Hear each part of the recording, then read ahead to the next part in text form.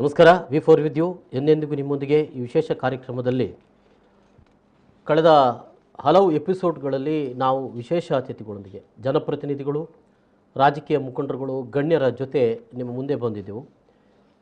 ನಿಮ್ಮ ಅಹವಾಲುಗಳು, ನಿಮ್ಮ ಅಭಿಪ್ರಾಯಗಳನ್ನು ಅವರು ಸ್ವೀಕರಿಸಿದರು, ಸಲಹೆಗಳನ್ನು ಕೂಡ ಕೊಟ್ಟಿದ್ದರೆ ಅದನ್ನು ಕೂಡ ಅವರು ಸ್ವೀಕರಿಸಿದರು. ಈ ಸಂದರ್ಭದಲ್ಲಿ ನಿಮ್ಮ ಸಮಸ್ಯೆಗಳ ಬಗೆಗೂ ಕೂಡ ಅವ್ರ ಹತ್ರ ಹೇಳಿದ್ರಿ. ಅದಕ್ಕೆ ಅವರೊಂದಷ್ಟು ಪರಿಹಾರಗಳನ್ನು, ಅವರಿಗೆ ಆಗುವಷ್ಟು ಪರಿಹಾರಗಳನ್ನು ಕೂಡ ಸೂಚಿಸಿದರು. ಜೊತೆಯಲ್ಲಿ ಕೆಲವೊಂದು ಸಮಸ್ಯೆಗಳಿಗೆ ಜನಪ್ರತಿನಿಧಿಗಳಾಗಲಿ ನಮ್ಮ ಸರ್ಕಾರಗಳಾಗಲಿ ಪರಿಹಾರ ನೀಡಲಾರದಂಥ ಒಂದು ಪರಿಸ್ಥಿತಿಗಳನ್ನು ಕೂಡ ಬಹುಶಃ ನಾವೆಲ್ಲರೂ ಕೂಡ ಇವತ್ತು ಎದುರಿಸ್ತಾ ಇದ್ದೇವೆ. ಇದು ಯಾರಿಂದಲೂ ಸಾಧ್ಯ ಇಲ್ಲವೋ ಅನ್ನುವಷ್ಟರ ಪರಿಸ್ಥಿತಿ, ಅನ್ನುವಷ್ಟರ ಮಟ್ಟಿಗೆ ಈ ಲಾಕ್ಡೌನ್ನಿಂದಾದಂಥ ಪರಿಸ್ಥಿತಿಯಲ್ಲಿ ನಾವೆಲ್ಲ ಸಿಲುಕಿಕೊಂಡಿದ್ದೇವೆ ಅನ್ನುವಂಥದ್ದು. ಸೊ ಈ ಸಂದರ್ಭದಲ್ಲಿ ವಿವಿಧ ಜನಪ್ರತಿನಿಧಿಗಳು ಬಂದಾಗ ನೀವೆಲ್ಲ ನಿಮ್ಮ ಅಭಿಪ್ರಾಯಗಳನ್ನು ತೋಡಿಕೊಂಡಿದ್ದರೆ, ಬಹಳ ಮುಖ್ಯವಾಗಿ ಕೆಲವೊಂದು ಸಂದರ್ಭಗಳಲ್ಲಿ ಬಹಳ ಧನಾತ್ಮಕವಾದಂಥ ಪ್ರತಿಕ್ರಿಯೆಗಳು. ನಿನ್ನೆ ಪುತ್ತೂರು ಶಾಸಕ ಸಂಜೀವ ಮಠಂದೂರು ಅವರು ಬಂದಿರುವಂಥ ಸಂದರ್ಭದಲ್ಲಿ ಇಡೀ ಪುತ್ತೂರಿನ ಜನತೆ ಅವರಿಗೆ ಶಾಬಾಸ್ಗಿರಿಯನ್ನು ಕೊಟ್ಟಿದ್ದರು. ಭಾಳ ಚೆನ್ನಾಗಿ ತಾವು ನಿಭಾಯಿಸಿದಿರಿ, ಇಲ್ಲಿವರೆಗೆ ಯಾವುದೇ ನಮಗೆ ಸಮಸ್ಯೆಗಳು ಬಂದಿಲ್ಲ ಅನ್ನುವಂಥ ಅಭಿಪ್ರಾಯಗಳನ್ನು ವ್ಯಕ್ತಪಡಿಸಿದ್ದು ಭಾಳ ರೇರ್ ಇದು. ಅದೇ ರೀತಿಯಲ್ಲಿ ಸಮಸ್ಯೆಗಳು ಕೆಲವು ಜನಪ್ರತಿನಿಧಿಗಳು ಮತ್ತು ರಾಜಕೀಯ ಪಕ್ಷಗಳ ಮುಖಂಡರು ಬಂದಾಗ ಸಮಸ್ಯೆಗಳನ್ನು ಕೂಡ ಎಲ್ಲರೂ ಕೂಡ ಹೇಳಿಕೊಂಡಿದ್ದರು. ಏನೇ ಇರಲಿ, ಎಲ್ಲರೂ ಕೂಡ ನಿರೀಕ್ಷೆ ಮಾಡುವಂಥದ್ದು ಯಾವಾಗ ಇದರಿಂದ ಮುಕ್ತಿ, ಯಾವಾಗ ನಾವು ಇದರಿಂದ ಹೊರಬರಬಹುದು ಅಂದರೆ 4 ಗೋಡೆಯ ನಡುವೆ ಇವತ್ತು ಮನೆ ಒಳಗಡೆ ಇರಬೇಕಾದಂಥ ಪರಿಸ್ಥಿತಿ. ಏನೋ ಬೆಳಗ್ಗೆ 6ರಿಂದ 9 ಗಂಟೆಯವರೆಗೆ ಅಗತ್ಯ ದಿನಸಿ ವಸ್ತುಗಳನ್ನು ಖರೀದಿಸಲಿಕ್ಕಾಗಿ ಮಾತ್ರ ನಮಗೆ ಹೊರಗೆ ಹೋಗಲಿಕ್ಕೆ ಅವಕಾಶ ಇದೆ. ಅದಕ್ಕಿಂತ ಅದನ್ನು ತಗೊಂಡು ಹೋಗಲಿಕ್ಕೆ ಹೋಗುವವರು ಮಾತ್ರ ಹೋಗ್ತಾರೆ. ಇನ್ನೂ ಕೆಲವು ಸಣ್ಣ ಸಣ್ಣ ಕೈಗಾರಿಕೆಗಳು ಅಥವಾ ಬಹಳ ಅಗತ್ಯ ಮೂಲಭೂತ ಸೌಕರ್ಯಗಳನ್ನು ಒದಗಿಸುವಂಥವರು ಕೆಲಸಕ್ಕೆ ಇವತ್ತು ಹೋಗ್ತಾ ಇದ್ದಾರೆ. ಬಿಟ್ಟರೆ ಇನ್ನು ಬಹಳ 60% ಜನ ಇವತ್ತು ಮನೆಯಲ್ಲಿದ್ದಾರೆ ಅಂತ ಅನ್ನೋದನ್ನು ನಾವು ನೋಡಬೇಕಾಗಿದೆ. ಮಕ್ಕಳು ಮನೆಯಲ್ಲಿದ್ದಾರೆ, ಶಾಲೆ ಕಾಲೇಜುಗಳಿಗೆ ಹೋಗುವಂಥ ಯುವಕರು ಮನೆಯಲ್ಲಿದ್ದಾರೆ, ಹೊರ ಬರುವಂತಿಲ್ಲ ಅನ್ನುವಂಥ ಪರಿಸ್ಥಿತಿ ಇದೆ. ಸೊ ಇದೆಲ್ಲ ಇರುವಾಗ ಎಲ್ರಿಗೂ ಕಾಡುವಂಥ ಪ್ರಶ್ನೆ ಒಂದೇ, ಯಾವಾಗ ನಾವು ಇದರಿಂದ ಹೊರ ಬರ್ಬೋದು? ಈ ಕೋವಿಡ್-19 ಅನ್ನುವಂಥದ್ದು ಯಾವಾಗ ನಾವು ಇದನ್ನು ಹಿಮ್ಮೆಟ್ಟಿಸಲಿಕ್ಕೆ ಸಾಧ್ಯ ಇದೆ ಅನ್ನುವಂಥದ್ದು. ನಮ್ಮೆಲ್ಲರ ಮುಂದೆ ಲಸಿಕೆ ಇದೆ, ಎಲ್ಲರೂ ಕೂಡ ಲಸಿಕೆ ಹಾಕುವಂಥ ಒಂದು ಇದಕ್ಕೆ ನಾವು ಬಂದಿದ್ದೇವೆ. ಈಗಾಗಲೇ ಹಿರಿಯರು ನಾವು ತಗೊಂಡಿದ್ದರಲ್ಲಿ 60% ಜನ ಇದನ್ನು ಸಾಧಿಸಿದ್ದಾರೆ ಅಂತ ರಾಷ್ಟ್ರ ಮಟ್ಟದ ಒಂದು ವರದಿ ಹೇಳಿದೆ.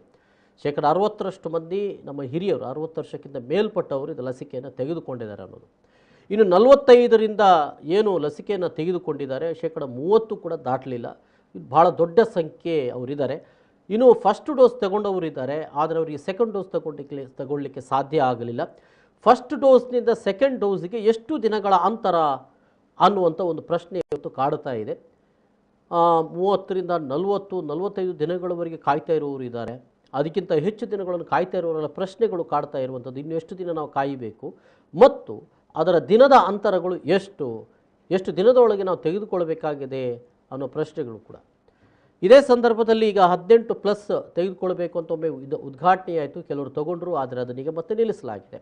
ಈಗ ಏನಿದ್ರು ಕೂಡ 45 ವರ್ಷ ವಯೋಮಾನದವರಿಗೆ ಮಾತ್ರ ಲಸಿಕೆಯನ್ನು ನೀಡಲಾಗ್ತಾ ಇದೆ, ಅದು ಕೂಡ ಸೆಕೆಂಡ್ ಡೋಸ್ ಮಾತ್ರ. ಆ ನಂತರ ಇದೆಲ್ಲ ಆದ ನಂತರ ಫಸ್ಟ್ ಡೋಸ್ ಕೊಡಬೇಕಾಗಿದೆ, 18+ನವರಿಗೂ ಕೂಡ ಕೊಡಬೇಕಾಗಿದೆ.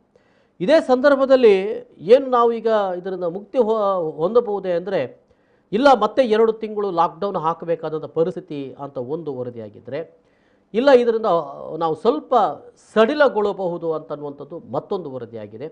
ಇನ್ನು ಮತ್ತೊಂದು ಆತಂಕದ ವರದಿ ಬಂದಿರುವಂಥದ್ದು ಏನಂತ ಹೇಳಿದ್ರೆ, ಮಕ್ಕಳಿಗೆ ಮತ್ತೆ ಅದು ಕಾಡಬಹುದು, ಅಕ್ಟೋಬರ್ ತಿಂಗಳಿಂದ ಇದು ಮಕ್ಕಳಿಗೆ ಕಾಡಬಹುದು. ಇದು ಬಹಳ ಗಂಭೀರವಾದಂಥ ಒಂದು ಸಮಸ್ಯೆ ಅನ್ನೋದು. ಸೊ ನೋಡೋಣ ಯಾವ್ಯಾವ ವರದಿಗಳು. ಮತ್ತು ಹೀಗೆ ನಾನು ಬಹಳ ಮಂದಿ ನಮಗೆ ಕರೆ ಮಾಡಿ ಅವರವರ ಅಭಿಪ್ರಾಯಗಳನ್ನೆಲ್ಲ ಹೇಳಿದರು ಈ ಹಿಂದೆ. ಅವುಗಳನ್ನೆಲ್ಲ ಒಂದು ಕಲೆ ಹಾಕಿ ನಿಮ್ಮ ಮುಂದೆ ನಾನು ಇಡ್ತಾ ಇದ್ದೇನೆ. ನೋಡೋಣ, ಮೊದಲನೆಯಾಗಿ ಲಾಕ್ಡೌನ್ನಿಂದ ನಮಗೆ ಮುಕ್ತಿ ಸಿಕ್ಕೀತೆ ಅನ್ನೋದು ಎಲ್ಲರ ಪ್ರಶ್ನೆ. ದೇಶದಾದ್ಯಂತ ಒಂದು ವರದಿಯಲ್ಲಿ ಬಹುತೇಕ ರಾಜ್ಯಗಳಲ್ಲಿ ಕೋವಿಡ್-19 2ನೇ ಅಲೆ ಇಳಿಮುಖವಾಗ್ತಾ ಇದೆ ಅನ್ನೋದು ಸಂತಸದ ಸಂಗತಿ. ಆದರೆ ಆ ರಾಜ್ಯವನ್ನು ತೆಗೆದುಕೊಂಡರೆ ಇನ್ನೂ ಒಟ್ಟು 16 ರಾಜ್ಯಗಳು ಅತ್ಯಧಿಕ ಕೋವಿಡ್ ಪೀಡಿತರ ಸಂಖ್ಯೆಯನ್ನು ಹೊಂದಿದೆ ಅನ್ನೋದು. ಅದರಲ್ಲಿ ಕರ್ನಾಟಕ ರಾಜ್ಯವೂ ಕೂಡ ಒಂದು. ಆದರೆ ಕಳೆದ 2-3 ದಿನಗಳ ವರದಿಯನ್ನು ನಾವು ತೆಗೆದುಕೊಂಡರೆ ಶೇಕಡಾವಾರು ಅಂದರೆ ಹೆಚ್ಚೆಚ್ಚು ಈ ಕೊರೋನಾ ಪೀಡಿತರ ಪರೀಕ್ಷೆಗಳು ನಡೀತಾ ಇದೆ. ಈ ಪರೀಕ್ಷೆಗಳು ಹೆಚ್ಚೆಚ್ಚು ನಡೀತಿರೋ ಸಂದರ್ಭದಲ್ಲಿ ನಮಗೆ ಪೀಡಿತರ ಸಂಖ್ಯೆ ಕಡಿಮೆ ಆಗ್ತಾ ಇದೆ. ಹಾಗಾಗಿ ಇದು ಇಳಿಕೆಯಾಗ್ತಾ ಇದೆ ಅಂತ ಅನ್ನೋದು ಒಂದು ಸಂತಸದ ಸಂಗತಿ ಆಗಿದೆ ಅಂತ ಅನ್ನೋದು. ಅಂದರೆ ಕೋವಿಡ್ ಪೀಡಿತರ ಸಂಖ್ಯೆ ಇವತ್ತು ಇಳಿಕೆ ಆಗ್ತಾ ಇದೆ ಅಂತ ಅನ್ನುವಂಥ ಒಂದು ಅಭಿಪ್ರಾಯಗಳು ಬರ್ತಾ ಇರುವಂಥದ್ದು. ಹಾಗಾಗಿ ಎಲ್ಲಾದರೂ ಸ್ವಲ್ಪ ಲಾಕ್ಡೌನಿಂದ ಮುಕ್ತಿ ಸಿಕ್ಕಿತ್ತೆ ಅಂತ ಅನ್ನುವಂಥದ್ದು. ಇನ್ನು ಎರಡನೇದು, ಮುಂದಿನ ಲಾಕ್ಡೌನ್ ಮಾರ್ಗಸೂಚಿ ಸ್ವಲ್ಪ ಸಡಿಲಗೊಳ್ಳಬಹುದೇ ಅಂತನ್ನುವಂಥದ್ದು ಎಲ್ಲರಲ್ಲೂ ಕೂಡ. ಅಂದರೆ ಏನೋ ಸ್ವಲ್ಪ ಕಡಿಮೆ ಆಗ್ತಾ ಇದೆ ಕೋವಿಡ್ ಪೀಡಿತರ ಸಂಖ್ಯೆ ಕಳೆದ 2-3 ದಿನಗಳಿಂದ. ಸ್ವತಃ ಮುಖ್ಯಮಂತ್ರಿಗಳನ್ನೇ ಹೇಳಿದ್ದಾರೆ ಕಡಿಮೆ ಆಗ್ತಾ ಇದೆ ಅಂತನ್ನುವಂಥದ್ದು. ಆದರೆ ಈ ಹಿನ್ನೆಲೆಯಲ್ಲಿ ನಮ್ಮ ಮೇಲೆ ಹೇರುವಂಥ ಇನ್ನು ಎರಡನೇ ಮಾರ್ಗಸೂಚಿ ಅದು ಯಾವ ರೀತಿ ಇರಬಹುದು? ನಾವು ಸ್ವಲ್ಪ ಲಾಕ್ಡೌನ್ನಿಂದ ಮುಕ್ತಿಗೊಳ್ಳಲಿಕ್ಕೆ ಸಾಧ್ಯ ಇದೆಯೇ, ಅಥವಾ ಸ್ವಲ್ಪ ಸಡಿಲಗೊಳ್ಳಲಿಕ್ಕೆ ಸಾಧ್ಯ ಇದೆ, ಅಥವಾ ಒಂದು ವರದಿಯ ಪ್ರಕಾರ ಇಲ್ಲ ಇನ್ನೂ ಇದೇ ರೀತಿಯಾಗಿ ಮುಂದಕ್ಕೆ ತಗೊಂಡು ಹೋಗಬೇಕು ಅನ್ನುವಂಥದ್ದು ಮತ್ತೊಂದು ಅಭಿಪ್ರಾಯ. ಇದು ಜನಸಾಮಾನ್ಯರ ನಿರೀಕ್ಷೆ. ಆದರೆ ಯಾಕಂತ ಹೇಳಿದ್ರೆ ನೋಡಿ, ಮೂರನೇದು ಬರ್ತಾ ಇದೆ, ಬಹಳ ಮುಖ್ಯವಾಗಿ ನಾವೆಲ್ಲ ಹೇಳ್ತಾ ಇದ್ದೇವೆ ಪ್ಯಾಕೇಜ್ ಕೊಡಬೇಕು ಸರ್ಕಾರ, ಕೆಲಸ ಇಲ್ಲ, ವೇತನ ಇಲ್ಲ, ಆದಾಯ ಇಲ್ಲದ ಜನತೆಗೆ ಆಶಾಭಾವನೆಯನ್ನು ಯಾವಾಗ ಕೊಡ್ತೀರಾ ಅನ್ನೋದು. ಎಲ್ಲ ಕೆಲಸ ಇಲ್ಲ, ವೇತನ ಇಲ್ಲ, ಮನೆಯೊಳಗಡೆ ಇರಬೇಕಾದಂಥ ಪರಿಸ್ಥಿತಿ ಅಲ್ಲ, ದಿನಸಿಗಳನ್ನಾದರೂ ತೆಗೆದುಕೊಳ್ಬೇಕಲ್ವೇ, ಬಾಕಿ ಉಳಿದದ್ದು ಬಿಡಿ, ಮಕ್ಕಳ ಫೀಸ್ ಇದು ಇನ್ನು ಮುಂದಿನ ಸಂದರ್ಭದಲ್ಲಿ ಆ ಒಂದು ಭಾರ ಅವರ ಮೇಲೆ ಬೀಳಬಹುದು. EMI ಭಾರ, EMIಯನ್ನು ಕಟ್ಟಲೇಬೇಕು ಅವರು, ಲೈಟ್ ಬಿಲ್ ಕರೆಂಟ್ ಬಿಲ್ಗಳನ್ನು ನಾವು ಕಟ್ಟಬೇಕು. ಈ ಹಿಂದೆ ನಾನು ಹೇಳಿದ್ದೆ, ಆದರೆ ಯಾರು ಇದಕ್ಕೆ ಸ್ಪಷ್ಟ ಉತ್ತರವನ್ನು ಕೊಡ್ತಾ ಇಲ್ಲ. ಕೇಂದ್ರ ಸರ್ಕಾರ ಈಗಾಗಲೇ ರೈತರಿಗೆ ಏನೋ ಘೋಷಣೆ ಮಾಡಿದೆ, ಆದರೆ ಈ ಹಿಂದಿನ ಲಾಕ್ಡೌನ್ ಅಥವಾ ಮುಂದಿನ ಲಾಕ್ಡೌನ್ ಎರಡರ ಬಗ್ಗೆಯೂ ಕೂಡ ಇನ್ನೂ ಕೂಡ ಪ್ಯಾಕೇಜನ್ನು ಘೋಷಣೆ ಮಾಡಲಿಲ್ಲ ಅನ್ನೋದು. ಮುಂದೆ ಹಿಂದಿನ ಲಾಕ್ಡೌನ್ ಆಗಲಿ ಮತ್ತು ಮುಂದೆ ಏನಾದರೂ ಲಾಕ್ಡೌನಲ್ಲಿ ಒಂದು ಸ್ವಲ್ಪ ಮಾರ್ಗಸೂಚಿ ಬದಲಾವಣೆ ಮಾಡೋದಾಗಿದ್ದರೂ ಕೂಡ ಸರ್ಕಾರ ಇದರ ಬಗ್ಗೆ ಯಾವುದೇ ರೀತಿಯ ಪ್ಯಾಕೇಜ್ಗಳ ಘೋಷಣೆಯನ್ನು ಮಾಡಲಿಲ್ಲ ಅನ್ನೋದು ಇಲ್ಲಿ ಬರ್ತಾ ಇದೆ. ಪ್ಯಾಕೇಜ್ ಘೋಷಣೆಯನ್ನು ಮಾಡಲಿಲ್ಲ ಸರ್ಕಾರ ಅಂತನ್ನುವಂಥದ್ದು ಇಲ್ಲಿಗೆ ಬರ್ತಾ ಇದೆ. ಅದರಿಂದ ಹೊರಬರೋದು ಹೇಗೆ ಎಂಬ ಚಿಂತೆ ಎಲ್ರಿಗೂ ಕೂಡ ಕಾಡ್ತಾ ಇರುವಂಥದ್ದು. ಅನ್ನದಾತನಿಗೆ ಕೇಂದ್ರ ಸರ್ಕಾರ ಕೆಲವು ಪ್ಯಾಕೇಜ್ ಮಾಡಿದೆ, ಆದರೆ ಉಳಿದವರ ಪಾಡೇನು? ಅನ್ನದಾತನಿಗೆ ಕೇಂದ್ರ ಸರ್ಕಾರ ಕೆಲವು ಪ್ಯಾಕೇಜ್ ಮಾಡಿದೆ, ಆದರೆ ಉಳಿದವರ ಪಾಡೇನು ಅಂತ ಅನ್ನುವಂಥದ್ದು ಇಲ್ಲಿ ಪ್ರಶ್ನೆಯಾಗಿ ಕಾಡ್ತಾ ಇರುವಂಥದ್ದು. ಯಾಕಂದರೆ ರಿಕ್ಷಾ ಚಾಲಕರಾಗಿರ್ಬೋದು, ಬಸ್ ಡ್ರೈವರ್ಗಳು ಅಥವಾ ಸಿಬ್ಬಂದಿಗಳು ಆಗಿರ್ಬೋದು, ಇನ್ನಿತರ ಇದಕ್ಕೆ ಸಂಪರ್ಕ ಇರುವಂಥ ಬೇರೆ ಬೇರೆ ಅಂಗಡಿಗಳು, ಮಾಲೀಕರು, ಸಣ್ಣ ಸಣ್ಣ ಉದ್ದಿಮೆಗಳು, ಹಲವು ಕೈಗಾರಿಕೆಗಳು ಇವತ್ತು ಮುಚ್ಚಿದ್ದಾವೆ. ಇವರೆಲ್ಲರೂ ಕೂಡ ನೋಡ್ತಾ ಇದ್ದಾರೆ ಯಾವಾಗ ಸಡಿಲಗೊಳ್ಳಬಹುದು, ಯಾವಾಗ ನಾವು ಇದರಿಂದ ಹೊರಗೆ ಬರಬಹುದು, ಅಥವಾ ನಮಗೆ ಹೊರ ಬರಲಿಕ್ಕೆ ಸಾಧ್ಯ ಆಗದೇ ಇದ್ದರೆ ಸರ್ಕಾರ ನಮ್ಮನ್ನು ಹೇಗೆ ಕೈ ಹಿಡಿತದ, ನಮಗೇನಾದರೂ ಸಹಕಾರಿಯಾಗಿರ್ತದ ಸರ್ಕಾರದ ನಿರ್ಧಾರಗಳು ಅಂತ ಅನ್ನುವಂಥದ್ದು ಇಲ್ಲಿ ನಮಗೆ ಕಾಡ್ತಾ ಇರುವಂಥದ್ದು. ಇಲ್ಲಿ ಈಗ ನಮ್ಮ ಜೊತೆಗೆ ದಕ್ಷಿಣ ಕನ್ನಡ ಜಿಲ್ಲಾ ಆರೋಗ್ಯ ಅಧಿಕಾರಿ ಡಾಕ್ಟರ್ ಕಿಶೋರ್ ಕುಮಾರ್ ಅವರು ನೇರ ಸಂಪರ್ಕದಲ್ಲಿದ್ದಾರೆ. ಅವ್ರ ಜೊತೆ ಮಾತನಾಡೋಣ. ಸರ್ ನಮಸ್ತೆ. ನಮಸ್ತೆ ಸರ್. ಈಗ ಒಂದು ಸಂಖ್ಯೆ ಕೋವಿಡ್ ಪೀಡಿತರ ಸಂಖ್ಯೆ ಇಳಿಮುಖ ಆಗ್ತಾ ಇದೆ ಅನ್ನೋದು ರಾಜ್ಯ ಮಟ್ಟದೊಂದು ವರದಿ. ದಕ್ಷಿಣ ಕನ್ನಡ ಜಿಲ್ಲೆಯಲ್ಲೂ ಕೂಡ ಇದೇ ರೀತಿಯಾಗಿದೆ ಸರ್, ಇಳಿಮುಖ ಕಾಣ್ತಾ ಇದೆಯಾ? ಕಳೆದ ಕೆಲವು ದಿನಗಳಿಂದ ಇದು ಒಂದು ಇದರಲ್ಲಿ ಇದೆ ಇಳಿಮುಖ. ಕೆಲವೊಂದು ದಿನ ನಮ್ಗೆ ಸ್ವಲ್ಪ ಸಂಖ್ಯೆ ಇಳಿಮುಖವಾಗಿ ಕಾಣ್ತಾ ಇದೆ. ಆದ್ರೆ ನಾವು ಇನ್ನೂ ಅದಕ್ಕೆ ಕೆಲವು ದಿನಗಳನ್ನು ನೋಡ್ಬೇಕಾಗ್ಬಹುದು. ಯಾಕಂತ ಹೇಳಿದ್ರೆ ಪೂರ್ತಿಯಾಗಿ ಇದರ ಡೌನ್ವರ್ಡ್ ಟ್ರೆಂಡ್ ಇಲ್ಲ. ಇದು ಈಗ ಕಳೆದ ಕೆಲವು ದಿನಗಳಿಂದ ನಮ್ಗೆ ಪತ್ತೆ ಆಗ್ತಿರುವಂತ ಪ್ರಕರಣಗಳು ಸ್ವಲ್ಪ ಮಟ್ಟಿಗೆ ಕಡಿಮೆ ಆಗಿದೆ ಅಂತ ಹೇಳ್ಬಹುದು. ಈಗ ಪರೀಕ್ಷೆಗಳು ಹೆಚ್ಚೆಚ್ಚಾಗಿ ನಡೀತಾ ಇದೆ ಸರ್, ಹಾಗೆ ಸಂಖ್ಯೆಗಳು ನಮಗೆ ಜಾಸ್ತಿಯಾಗಿ ಕಾಣ್ತಾ ಇರುವಂಥದ್ದು. ಎಲ್ಲಿವರೆಗೆ ಈ ಪರೀಕ್ಷೆಯನ್ನು ಬಹಳ ರ್ಯಾಪಿಡ್ ಆಗಿ ಮಾಡಬೇಕು ಅಂತ ಅನ್ನುವಂಥದ್ದಿದೆ ಸರ್ಕಾರದ ಆದೇಶ? ಈಗ ನಮ್ಮಲ್ಲಿ ಹೇಗೆ ಮಾಡ್ತಾ ಇದ್ದೇವೆ ಅಂತ ಹೇಳಿದ್ರೆ, ಎಲ್ಲಾ ಸಿಂಪ್ಟಮ್ಯಾಟಿಕ್ಗೆ ಅಂದ್ರೆ ರೋಗ ಲಕ್ಷಣ ಇರುವವರಿಗೆ ನಾವು ಕಡ್ಡಾಯವಾಗಿ ಪರೀಕ್ಷೆಗೆ ಒಳಪಡಿಸ್ತಾ ಇದ್ದೇವೆ.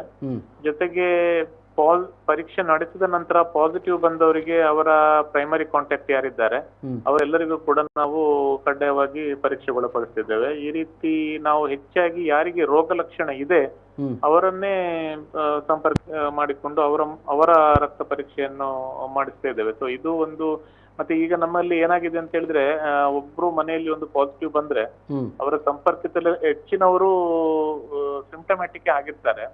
ಸೊ ಹಾಗಾಗಿ ಅದು ಕೂಡ ಪಾಸಿಟಿವ್ ಪ್ರಕರಣಗಳು ನಮ್ಗೆ ಹೆಚ್ಚಿಗೆ ಬರ್ತಾ ಇರೋದಕ್ಕೆ ಕಾರಣ ಆಗಿರ್ಬೋದು. ಸರ್, ಕೋವಿಡ್ ಬಂದವರು ಆಸ್ಪತ್ರೆಗೆ ದಾಖಲಾಗಲೇಬೇಕು ಅಂತ ಏನಾದರೂ ಇದೆಯಾ? ಮನೆಯಲ್ಲೇ ಇರಬಹುದಲ್ವಾ? ಅದು ಹೇಗೆ ವ್ಯವಸ್ಥೆ ಮಾಡಬೇಕಾಗಿದೆ ಅಂತ ಅನ್ನೋದು ಏನಾದರೂ ಇದೆಯಾ? ಇಲ್ಲ ನೋಡಿ, ಕೋವಿಡ್ ಪಾಸಿಟಿವ್ ಬಂದವರಲ್ಲಿ ಹತ್ರ ಒಂದು 85 to 95% ಅವರಲ್ಲಿ ರೋಗ ಲಕ್ಷಣಗಳು ಇರೋದಿಲ್ಲ. ಹೆಚ್ಚಾಗಿ ಇದ್ರೂ ಕೂಡ ಬಹಳ ಕಡಿಮೆ ಮೈಲ್ಡ್ ಸೌಮ್ಯ ಲಕ್ಷಣಗಳು ಅಂತ ನಾವು ಹೇಳ್ತೇವೆ. ಹಾಗಾಗಿ ನಮ್ಮ ಜಿಲ್ಲೆಯಲ್ಲಿ ಕೂಡ ಈಗ ನಾನು ಹೇಳೋದಂತ ಹೇಳಿದ್ರೆ ಇವತ್ತಿನ ಅಂಕಿಅಂಶ ನೋಡಿದರೆ ಸುಮಾರು 12,569 ಜನ ಆಕ್ಟಿವ್ ಕೇಸಸ್ ಅಲ್ಲಿ ಇರೋದು. ಅದರಲ್ಲಿ ನಮ್ಗೆ ಬರೀ ಆಸ್ಪತ್ರೆಯಲ್ಲಿ ಇರುವವರು 1,546 ಜನ, ಅಂದ್ರೆ ಒಂದು 12% ಅಷ್ಟು ಮಾತ್ರ ನಮ್ಮ ಹಾಸ್ಪಿಟಲೈಸ್ ಆಗಿದ್ದಾರೆ. ಅಂದ್ರೆ ಮುಖ್ಯವಾಗಿ ನಾವು ನೆನಪಿಟ್ಕೊಳ್ಬೇಕೇನಂತ ಹೇಳಿದ್ರೆ ಎಲ್ಲಾ ಕೋವಿಡ್ ಸೋಂಕಿತರು ಆಸ್ಪತ್ರೆಗೆ ದಾಖಲಾಗುವ ಅವಶ್ಯಕತೆಗಳಿಲ್ಲ. ಆದ್ರೆ ಹಾಗಂತ ಹೇಳಿ ಮನೆಯಲ್ಲಿ ಅವರು ಐಸೋಲೇಷನ್ ಆಗಿರುವಂತ ಸಂದರ್ಭದಲ್ಲಿ ಏನಾದ್ರೂ ಅವರಿಗೆ ಆರೋಗ್ಯದ ಸಮಸ್ಯೆಗಳು ಕಾಣಿಸಿಕೊಂಡ್ರೆ ಅಥವಾ ಆಲ್ರೆಡಿ ಅವರು ಯಾವ್ದಾದ್ರು ಒಂದು ಕೋಮಾಬಿಡಿಟಿಯಿಂದ ಬಳಲುತ್ತಿರುವವರಂತವ್ರು ಇದ್ರೆ ಅವರು ವೈದ್ಯರ ಅಥವಾ ಯಾರು ನಾವು ನಮ್ಮ ಇಲಾಖೆಯವರು ಅವರ ಜೊತೆ ಸಂಪರ್ಕ ಮಾಡುವಾಗ ಅವರು ಮಾಹಿತಿ ಕೊಟ್ಟುಕೊಂಡು ಅವಶ್ಯಕತೆ ಇದ್ರೆ ನಮ್ಮ ಕೋವಿಡ್ ಆಸ್ಪತ್ರೆಗೆ ಅಥವಾ ನಾವೊಂದು ಕೆಲವು ಕಡೆ ಕೋವಿಡ್ ಕೇರ್ ಸೆಂಟರ್ ಅಂತ ಮಾಡಿದ್ದೇವೆ, ಅಲ್ಲಿಗೆ ಬಂದು ದಾಖಲಾಗಬಹುದು. ಆಮೇಲೆ ಇದರಲ್ಲಿ ಹೆಚ್ಚಿನವರೀಗ ಆಕ್ಸಿಜನ್ ಬಗ್ಗೆ ಕೂಡ ತಮ್ಗೆ ಗೊತ್ತಿರಬಹುದು. ಎಲ್ಲರಿಗೂ ಆಕ್ಸಿಜನ್ ಅವಶ್ಯಕತೆ ಇರೋದಿಲ್ಲ. ನಾವು ಪಲ್ಸ್ ಆಕ್ಸಿಮೀಟರ್ ಮೂಲಕ ಅವರ ಒಂದು ರಕ್ತದಲ್ಲಿ ಆಕ್ಸಿಜನ್ ಅಂಶವನ್ನು ಪರಿಶೀಲನೆ ಮಾಡಿಕೊಂಡು ಅದರಲ್ಲಿ ಹೇಗೆ ಅವರಿಗೆ ಅಗತ್ಯತೆ ಇದೆಯೋ ಅವರು ಆಕ್ಸಿಜನ್ ಅನ್ನು ಪಡೆದುಕೊಳ್ಬಹುದು ಅಥವಾ ಅದಕ್ಕಿಂತ ಹೆಚ್ಚಿನ ಚಿಕಿತ್ಸೆ ಒಳಪಡಬಹುದು. ಸೊ ಇದು ಕೂಡ ಒಂದು ಜನರು ಸಾಮಾನ್ಯವಾಗಿ ಭಯಪಡುವಂತ ವಿಷಯ. ಸೊ ಈ ರೀತಿ ಎಲ್ಲರೂ ಆಸ್ಪತ್ರೆಯಲ್ಲಿ ಅಡ್ಮಿಟ್ ಆಗುವಂತ ಅವಶ್ಯಕತೆ ಇಲ್ಲ. ಆದ್ರೆ ತಮ್ಮ ರೋಗದ ಒಂದು ಏನು ತೀವ್ರತೆ ಇದೆ ಅಥವಾ ರೋಗದ ಲಕ್ಷಣಗಳಿದೆ ಅದಕ್ಕೆ ಅನುಗುಣವಾಗಿ ಅವರು ಏನಾದರೂ ಅಗತ್ಯ ಇದ್ರೆ ಆಸ್ಪತ್ರೆಗಳಿಗೆ ಬರಬಹುದು. ಓಕೆ, ಇನ್ನು ಸ್ಥಳೀಯ ಮಟ್ಟದಲ್ಲೇ ಒಂದು ಅಂದರೆ ಬೆಡ್ಗಳನ್ನು ಹಾಕೋದು ಮತ್ತು ಅಲ್ಲಿಗೆ ಬೇಕಾದರೆ ಒಂದು ವ್ಯಾಕ್ಸಿಜನ್ ವ್ಯವಸ್ಥೆಗಳನ್ನು ಮಾಡ್ಕೊಳ್ಳೋದು, ಶಾಲೆಗಳಲ್ಲಿಯೂ ಅದು ಬೇರೆ ರಾಜ್ಯಗಳ ಆ ರೀತಿಯ ವ್ಯವಸ್ಥೆಗಳನ್ನೆಲ್ಲ ಮಾಡ್ಕೊಂಡಿದೆ. ಅಂದರೆ ತೀರಾ ಅಗತ್ಯವಂತ ಸಂದರ್ಭಗಳಲ್ಲಿ ಎಲ್ಲೋ ದೂರದ ಆಸ್ಪತ್ರೆಗೆ ಹೋಗೋದು ಅಂಥದ್ದೇನಾದರೂ ಆಗ್ತಾ ಇದೆಯಾ ಸರ್? ಅದಕ್ಕೆ ಅವಕಾಶ ಕೊಡ್ತಾ ಇದ್ದೀರಾ? ಇಲ್ಲ, ನಮ್ಮ ಜಿಲ್ಲೆಯಲ್ಲಿ ನಮ್ಗೆ ಗೊತ್ತಿರ್ಬೋದು, ನಮ್ಮಲ್ಲಿ ಮೆಡಿಕಲ್ ಫ್ರೆಟರ್ನಿಟಿ ತುಂಬಾ ಚೆನ್ನಾಗಿದೆ. ಯಾಕಂತ ಹೇಳಿದ್ರೆ ಖಾಸಗಿ ಆಸ್ಪತ್ರೆಗಳು ತುಂಬಾ ಅವರ ಒಂದು ಸಹಕಾರವನ್ನು ಕೊಡ್ತಾ ಇದೆ ಸರ್ಕಾರಿ ಆಸ್ಪತ್ರೆ ಜೊತೆಗೆ. ನಮ್ಮಲ್ಲಿ 8 ಮೆಡಿಕಲ್ ಕಾಲೇಜ್ ಇದೆ. ಅದೇ ರೀತಿ ಮೇಜರ್ ಆಸ್ಪತ್ರೆಗಳು ಕೂಡ ಇರೋದ್ರಿಂದ ಅಲ್ಲಿ ಅದನ್ನ ನಾವು district Covid health care centre ಅಂತ ಕನ್ಸಿಡರ್ ಮಾಡಿಬಿಟ್ಟು ಸರ್ಕಾರದ ಆದೇಶದ ಪ್ರಕಾರ ಖಾಸಗಿ ಆಸ್ಪತ್ರೆಗಳಲ್ಲಿ 50% ಬೆಡ್ ಮತ್ತೆ ಮೆಡಿಕಲ್ ಕಾಲೇಜ್ ಆಸ್ಪತ್ರೆಗಳಲ್ಲಿ 75% ಬೆಡ್ ಅಳವಡಿಸಿಕೊಂಡು ಮಾಡ್ತಾ ಇದ್ದೇವೆ. ಜೊತೆಗೆ ತಾವು ಹೇಳಿದಾಗೆ ಕೆಲವೊಂದು ಸ್ಥಳೀಯ ಮಟ್ಟದಲ್ಲಿ ನಾವು ಸಂಘ ಸಂಸ್ಥೆಗಳ ಮೂಲಕ ಅಥವಾ ಕೆಲವೊಂದು ನಮ್ಮ ಇಲಾಖೆಯ ಮೂಲಕನೇ ಕೋವಿಡ್ ಕೇರ್ ಸೆಂಟರ್ನು ಆರಂಭಿಸಿದ್ದೇವೆ. ಇಲ್ಲಿ ಕೋವಿಡ್ ಕೇರ್ ಸೆಂಟರ್ ಅಲ್ಲಿ ಒಂದು ನೆನಪಿಟ್ಕೊಳ್ಬೇಕು, ಇಲ್ಲಿ ಎಸಿಂಪ್ಟಮ್ಯಾಟಿಕ್ ಮತ್ತೆ ತುಂಬಾ ಮೈಲ್ಡ್ ಸಿಂಪ್ಟಮ್ಯಾಟಿಕ್ನವರು ಮಾತ್ರ ಅಡ್ಮಿಟ್ ಆಗ್ತಾರೆ. ಅಲ್ಲಿ ನಮಗೆ ಆಕ್ಸಿಜನ್ ಅವಶ್ಯಕತೆ ಇರುವುದಿಲ್ಲ. ಆದ್ರೆ ಆಸ್ಪತ್ರೆಗಳಲ್ಲಿ ಆಕ್ಸಿಜನ್ ಬೆಡ್ಗಳನ್ನ ಜಾಸ್ತಿ ಮಾಡುವಂತದ್ದು ಅಥವಾ ವೆಂಟಿಲೇಟರ್ ಗಳನ್ನ ಜಾಸ್ತಿ ಮಾಡುವಂತ ಬಗ್ಗೆ ನಿರಂತರ ಪ್ರಯತ್ನ ಆಗ್ತಾ ಇದೆ. ಆ ತರ ನಾವು ಮಾಡ್ತಾ ಇದ್ದೇವೆ.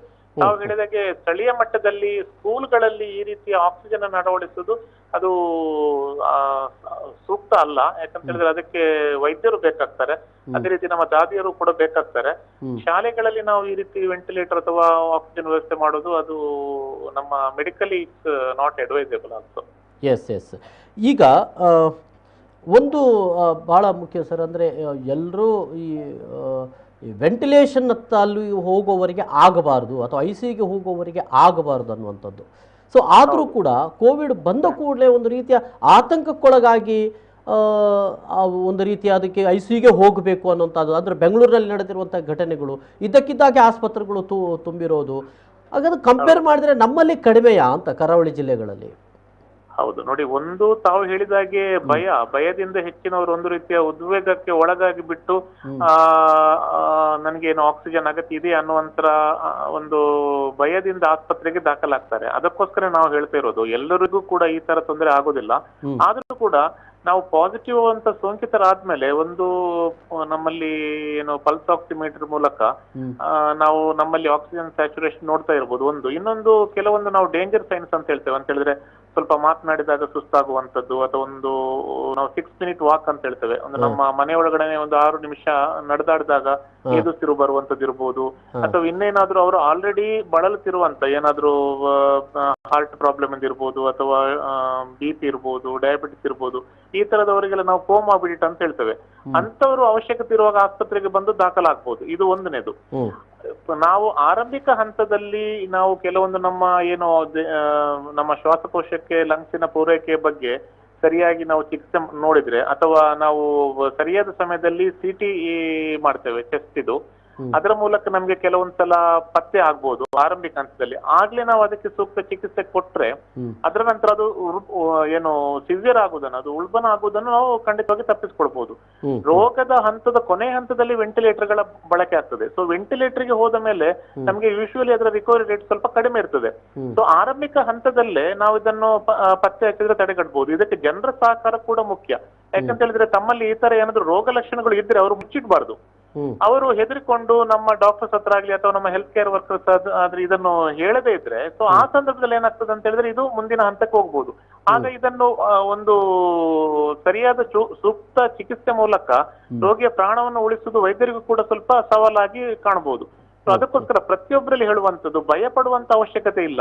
ರೋಗ ಲಕ್ಷಣಗಳು ಏನಾದ್ರೂ ಸ್ವಲ್ಪ ಹೆಚ್ಚಿನ ಮಟ್ಟದಲ್ಲಿ ಕಾಣಿಸ್ಕೊಂಡ್ರೆ, ಅಥವಾ ಅವರಿಗೆ ಮುಖ್ಯವಾಗಿ ಹೇಳುವಾಗೆ ನಾವು ಉಸಿರಾಟದಲ್ಲಿ ತೊಂದರೆ ಕಾಣಿಸ್ಕೊಂಡ್ರೆ, ಅಥವಾ ಏನಾದ್ರೂ ಆಲ್ರೆಡಿ ಕೆಲವೊಂದು ಕೋಮಾ ಬಿಟ್ಟಿದ್ರೆ, ಅಂತವ್ರು ಸ್ವಲ್ಪ ಇಮಿಡಿಯೇಟ್ ಆಗಿ ವೈದ್ಯರನ್ನು ಅಥವಾ ವೈದ್ಯರ ಸಲಹೆ ಸೂಚನೆಯನ್ನು ಪಡೆದುಕೊಳ್ಳೋದು ಸೂಕ್ತ. ಆ ಮೂಲಕ ನಾವು ಈ ರೀತಿ ವೆಂಟಿಲೇಟರ್ಗೆ ಹೋಗುವುದನ್ನು, ಅದರಿಂದ ಪ್ರಾಣಕ್ಕೆ ಅಪಾಯ ಆಗೋದನ್ನು ತಪ್ಪಿಸಬಹುದು.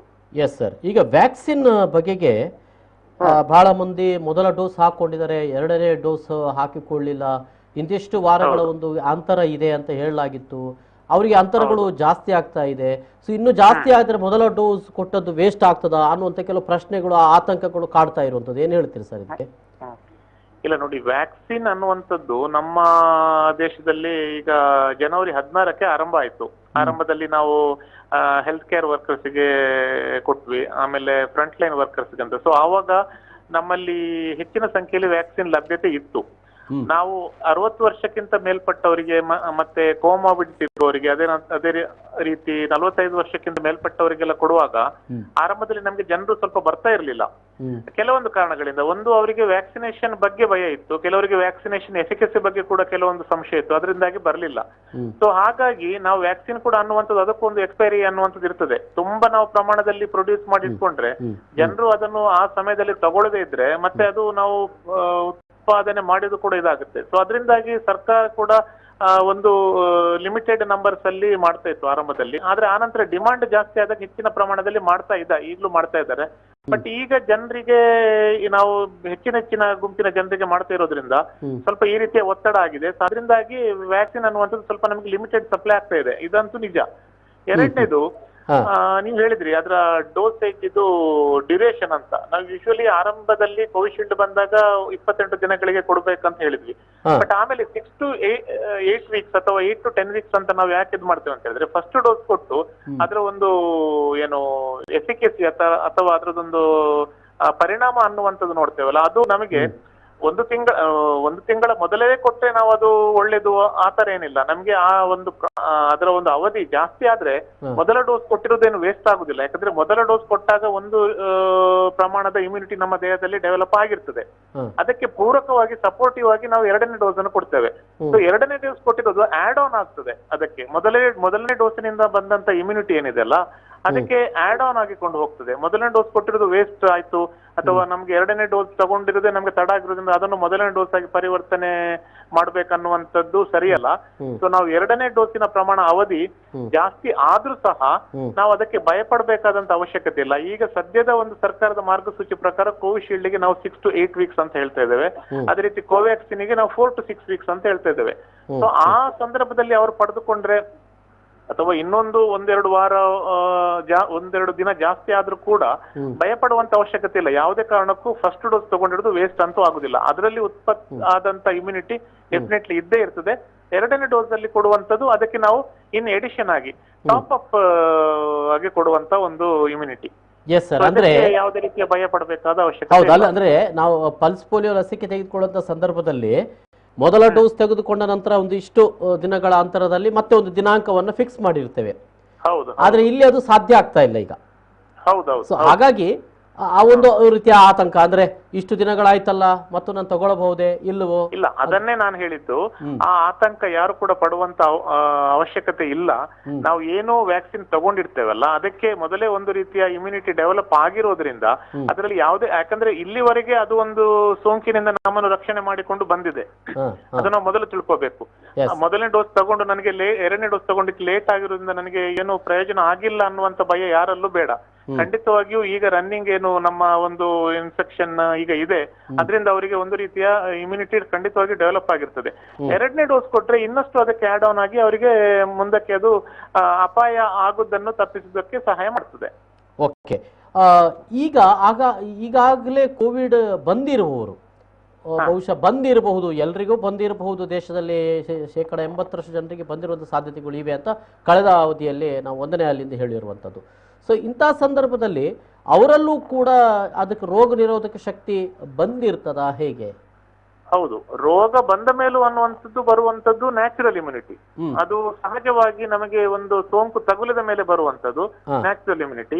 ಈಗ ವ್ಯಾಕ್ಸಿನೇಷನ್ ಮೂಲಕ ನಾವು ಕೊಡುವಂತದ್ದು ಇಟ್ಸ್ ಎ ಆರ್ಟಿಫಿಷಿಯಲ್, ನಾವು ಕೃತಕವಾಗಿ ಕೊಡುವಂತದ್ದು. ಸೊ ಅದಕ್ಕೂ ಕೂಡ ರೋಗ ಬಂದ ಮೇಲೂ ಬರುವಂತ ಒಂದು ಏನು ಇಮ್ಯುನಿಟಿ ಇದೆ ಅಲ್ವಾ, ಅದಕ್ಕೂ ಅಷ್ಟೇ ಡ್ಯೂರೇಷನ್ ಇರ್ತದೆ. ಸೊ ಅದರಿಂದಾಗಿ, ಆದ್ರೆ ರೋಗ ಬಂದವರು ವ್ಯಾಕ್ಸಿನೇಷನ್ ತಗೊಳ್ಬಾರ್ದು ಅನ್ನುವಂಥದ್ದು ತಪ್ಪು. ರೋಗ ಬಂದವರು ಕೂಡ ಒಂದು ರೀತಿ ಇಮ್ಯುನಿಟಿ ಅವರಿಗೆ ಡೆವಲಪ್ ಆಗಿದ್ರು ಕೂಡ ಅವರಲ್ಲಿ ನಾವು ಆಫ್ಟರ್ 1 ಅಥವಾ 1.5 months ನಂತರ ಅವರು ತಗೊಳ್ಳೋದು ಸೂಕ್ತ ಅಂತ ಹೇಳ್ತೇವೆ. ಯಾಕಂದ್ರೆ ಇದು ಕೂಡ ನಾನು ಈಗಾಗಲೇ ಹೇಳಿದಾಗೆ ಒಂದು ರೀತಿಯ ಆಡೆಡ್ ಇಮ್ಯುನಿಟಿಯನ್ನು ಕೊಡ್ತದೆ. ಸೊ ಹಾಗಾಗಿ ರೋಗ ಬಂದವರು ಕೊಡ್ಬೇಕು, ರೋಗ ಬರದವರು ಕೂಡ ವ್ಯಾಕ್ಸಿನೇಷನ್ ತಗೊಳ್ಬೇಕಾಗ್ತದೆ. ಓಕೆ, ಹಾಗಿದ್ದಲ್ಲಿ ಈಗ 2ನೇ ಡೋಸ್ ತೆಗೆದುಕೊಳ್ಳುವವರು ಯಾವುದೇ ರೀತಿ ಆತಂಕ ಪಡಬೇಕಾದ ಅಗತ್ಯ ಇಲ್ಲ. ಅವರ ಇನ್ನೂ ಒಂದಷ್ಟು ಸಮಯಗಳಿವೆ, ಯಾವುದೇ ವೇಸ್ಟ್ ಅಗತ್ಯ ಇಲ್ಲ. ಈಗ ನಮಗೆ ನಮ್ಮ ರಾಜ್ಯ ಮಟ್ಟದಿಂದ ವ್ಯಾಕ್ಸಿನ್ಗಳು ಬರ್ತಾ ಇದೆ. ಸ್ವಲ್ಪ ಲಿಮಿಟೆಡ್ ಕ್ವಾಂಟಿಟಿಯಲ್ಲಿ ಮತ್ತೆ ಕೆಲವೊಂದು ನಮಗೆ ಸ್ವಲ್ಪ ಡೇಟ್ಸ್ ಗಳಲ್ಲಿ ಹಿಂದೆ ಮುಂದೆ ಆದ್ರೂ ಕೂಡ ನಾವು ಎಷ್ಟು ಸಾಧ್ಯನೋ ಅಷ್ಟು ಮಂದಿಗೆ ಮಾಡ್ತಾ ಇದ್ದೇವೆ. ಈಗಂತೂ ನಾವು ನಿಮ್ಗೆ ಗೊತ್ತಿರಬಹುದು, ಸೆಕೆಂಡ್ ಡೋಸ್ಗೆ ಮಾತ್ರ ಕೊಡ್ತಾ ಇದ್ದೇವೆ. ನಾವು ಯಾರಿಗೂ ಫಸ್ಟ್ ಡೋಸ್ ಗಳನ್ನು ಕೊಡ್ತಾ ಇಲ್ಲ, ಅವರನ್ನೆಲ್ಲ ಮುಂದಕ್ಕೆ ಹಾಕ್ತಾ ಇದ್ದೇವೆ. ಯಾರಿಗೆ ಸೆಕೆಂಡ್ ಡೋಸ್ ಇರುವಂತ ಯಾರು ಡ್ಯೂ ಅಲ್ಲಿ ಇದ್ದಾರೆ ನಮ್ಮ ಲಿಸ್ಟ್ ಅಲ್ಲಿ ನೋಡಿಕೊಂಡು 2ನೇ ಡೋಸ್ಗೆ ಡ್ಯೂ ಇರುವಂತವರಿಗೆ ಮಾತ್ರ ನಾವು ಅವರಿಗೆ ಫೋನ್ ಮೂಲಕ ಅಥವಾ ಬೇರೆ ರೀತಿಯ ಮೆಸೇಜ್ ಕಳಿಸುವ ಮೂಲಕ ಬನ್ನಿ ಅಂತ ಹೇಳಿ ಅವರಿಗೆ ವ್ಯಾಕ್ಸಿನೇಷನ್ ಮಾಡ್ತಾ ಇದ್ದೇವೆ. Yes sir, thank you sir, ಬಹಳಷ್ಟು ಮಾಹಿತಿಗಳನ್ನು ಕೊಟ್ಟಿದ್ದೀರಿ. ಧನ್ಯವಾದಗಳು ಸರ್, ಥ್ಯಾಂಕ್ ಯು. ಎಸ್, ಇದು ಜಿಲ್ಲಾ ಆರೋಗ್ಯಾಧಿಕಾರಿಗಳು ಡಾಕ್ಟರ್ ಕಿಶೋರ್ ಕುಮಾರ್ ಅವರು ನಮ್ಮ ಜೊತೆಗೆ ಈ ಸಂದರ್ಭದಲ್ಲಿ ಒಂದಷ್ಟು ಲಭ್ಯ ಮಾಹಿತಿಗಳನ್ನು ಕೊಟ್ಟಿದ್ದಾರೆ. ಅಂದರೆ ಪ್ರಶ್ನೆಗಳು ಇದ್ದದ್ದು ಏನು ಅಂತ ಹೇಳಿದ್ರೆ, 1ನೇದಾಗಿ ಈ ಒಂದು ಕಡಿಮೆ ಆದಂಥ ಸಂಖ್ಯೆಗಳ ಬಗೆಗೆ, ತೀರಾ ಕಡಿಮೆ ಅಂತಲ್ಲ, ಅದು ಏರಿಳಿತಗಳಾಗುವಂಥ ಸಾಧ್ಯತೆಗಳು ಕೂಡ ಇರ್ತದೆ. ಈಗೇನು ಸ್ವಲ್ಪ ಕಡಿಮೆ ಬಂದಾಗೆ ಅನಿಸ್ಬೋದು, ಅದು ಏರಿಳಿತಗಳಾಗುವಂಥ ಸಾಧ್ಯತೆಗಳು ಇರ್ತದೆ. ಹಾಗಾಗಿ ಜಾಗರೂಕರಾಗಿರುವುದು ಬಹಳ ಮುಖ್ಯ ಅಂತ ಅನ್ನೋ ಅಭಿಪ್ರಾಯವನ್ನು ಅವರು ವ್ಯಕ್ತಪಡಿಸಿದ್ದಾರೆ. ಜೊತೆಗೆ ನಾನು ಲಸಿಕೆ ಕ್ಷಾಮ ಅಂತ ಅನ್ನೋದೇನಿದೆ, ಬಹಳ ಮುಖ್ಯವಾಗಿ ಇಲ್ಲಿ ಆಗ್ತಾ ಇರುವಂಥ ಸಮಸ್ಯೆಗಳೇನಂತ ಹೇಳಿದ್ರೆ, ನೀವು ಆನ್ಲೈನಲ್ಲಿ ಆನ್ಲೈನ್ಗೆ ಹೋದಂಥ ಸಂದರ್ಭದಲ್ಲಿ ಭಾರತ ಏನಂತ ಹೇಳಿದ್ರೆ ವಿದೇಶಗಳಿಗೂ ಕೂಡ ಮೊದಲು ಲಸಿಕೆಯನ್ನು ರಫ್ತು ಮಾಡಿತ್ತು ಮೊದಲ ಪರಿಸ್ಥಿತಿಯಲ್ಲಿ. ಆದರೆ ಇದೀಗ ನಮ್ಮ ದೇಶಕ್ಕೆ ಇವತ್ತು ಲಸಿಕೆ ಬಹಳ ಕ್ಷಾಮ ಆಗ್ತಾ ಇರೋದು, ಆ ಕ್ಷಾಮ ಕಾಡ್ತಾ ಇರುವಂಥದ್ದು. ಬೇಕು ಅಂತ ಬಂದಾಗ ಇವತ್ತು ಯಾರಿಗೂ ಕೂಡ ಲಸಿಕೆ ಸಿಗ್ತಾ ಇಲ್ಲ. ಒಂದೊಮ್ಮೆ ಲಸಿಕೆ ಕೊಡುವುದರ ಬಗ್ಗೆ ಲಸಿಕೆ ಇದ್ರೂ ಕೂಡ ತೆಗೆದುಕೊಳ್ಳಿ ಜನ ಹೋಗ್ತಾ ಇರಲಿಲ್ಲ.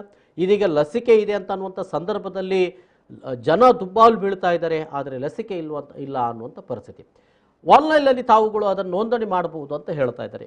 ಈ ಆನ್ಲೈನಲ್ಲಿ ಏನಾಗ್ತಾಯಿದೆ ಅಂತ ಹೇಳಿದ್ರೆ, ಅಲ್ಲಿ ಫ್ರೀ ಏನು ಲಸಿಕೆ ಅಂತ ಬಂದಾಗ ಅಲ್ಲಿ ಅದು ಸಾಕಷ್ಟು ಇದನ್ನು ಸ್ಥಳಾವಕಾಶಗಳನ್ನು ತೋರಿಸ್ತಾ ಇಲ್ಲ, ಅದು ಲಭ್ಯ ಇಲ್ಲ ಅಂತ ಅನ್ನೋದು ತೋರಿಸ್ತಾ ಇದೆ. ಆದರೆ ಅದೇ ನೀವು ಹಣ ಕೊಟ್ಟು ಪಡೆಯೋದಾಗಿದ್ದರೆ ಅಲ್ಲಿ ಕೆಲವೊಂದು ಕಡೆಗಳಲ್ಲಿ ಲಭ್ಯ ಇದೆ ಅಂತ ಹೇಳಲಾಗ್ತಾ ಇದೆ ಅಂತ. ಅಂದರೆ ಇದು ಏನು ಅನ್ನುವಂಥ ಪ್ರಶ್ನೆ. ಅಂದರೆ ಹಣ ಕೊಟ್ಟು ನೀವು ಪಡೆಯೋದಾಗಿದ್ದರೆ ಅಲ್ಲಿ ನಿಮಗೆ ಲಭ್ಯ ಇದೆ ಅಂತ ಬರ್ತದೆ, ಫ್ರೀ ಅಂತ ನೀವು ಅಲ್ಲಿ ಹೋಗಿದ್ರೆ ಅಲ್ಲಿ ನಿಮಗೆ ಅದು ಲಭ್ಯತೆಯನ್ನು ತೋರಿಸುವುದಿಲ್ಲ ಅನ್ನುವಂಥದ್ದು ಬಹಳ ಮಂದಿ ಆನ್ಲೈನಲ್ಲಿ ಯಾರು ಲಸಿಕೆ ತೆಗೆದುಕೊಳ್ಳಲಿಕ್ಕೆ ಹೋದರು, ಅದು ನೋಂದಣಿ ಮಾಡಲಿಕ್ಕೆ ಹೋದರು, ಅವರು ಹೇಳ್ತಾ ಇರುವಂಥ ಕೆಲವೊಂದು ಪ್ರಶ್ನೆಗಳು. ಅಂದರೆ ಯಾಕೆ ಈ ರೀತಿ ಆಗ್ತಾ ಇದೆ ಅಂತ ಅನ್ನುವಂಥದ್ದು. ಇನ್ನು ಇಲ್ಲಿ ಏನು ಈಗ ಈ ರೀತಿಯ ಪ್ರಶ್ನೆಗಳು ಈಗ ಬಂದಿದೆ. ಅಂದರೆ ಯಾರಿಗೆ ಲಸಿಕೆ ತೆಗೆದುಕೊಳ್ಬೇಕು ಅಂತ ನೋಂದಣಿ ಮಾಡಬೇಕು ಅಂತ ಹೇಳಿದ್ದಾರೆ ಅವರಲ್ಲಿ ನೋಂದಣಿ ಮಾಡಲಿಕ್ಕೆ ಹೋದಾಗ ಅಲ್ಲಿ ಕಾಡ್ತಾ ಇರುವಂಥ ಭಾಳಷ್ಟು ಪ್ರಶ್ನೆಗಳು, ದುಡ್ಡು ಕೊಟ್ಟು ನಾವು ಅದನ್ನು ನೋಂದಣಿ ಮಾಡಿದರೆ ಬೇಗ ಸಿಗ್ತದೆ, ಅದನ್ನು ಫ್ರೀ ಬೇಕು ಅಂದಾಗ ಅದು ಸಿಗುವುದಿಲ್ಲವಲ್ಲ ಅಂತನ್ನುವಂಥ ಪ್ರಶ್ನೆಗಳು ಕಾಡ್ತಾ ಇರುವಂಥದ್ದು.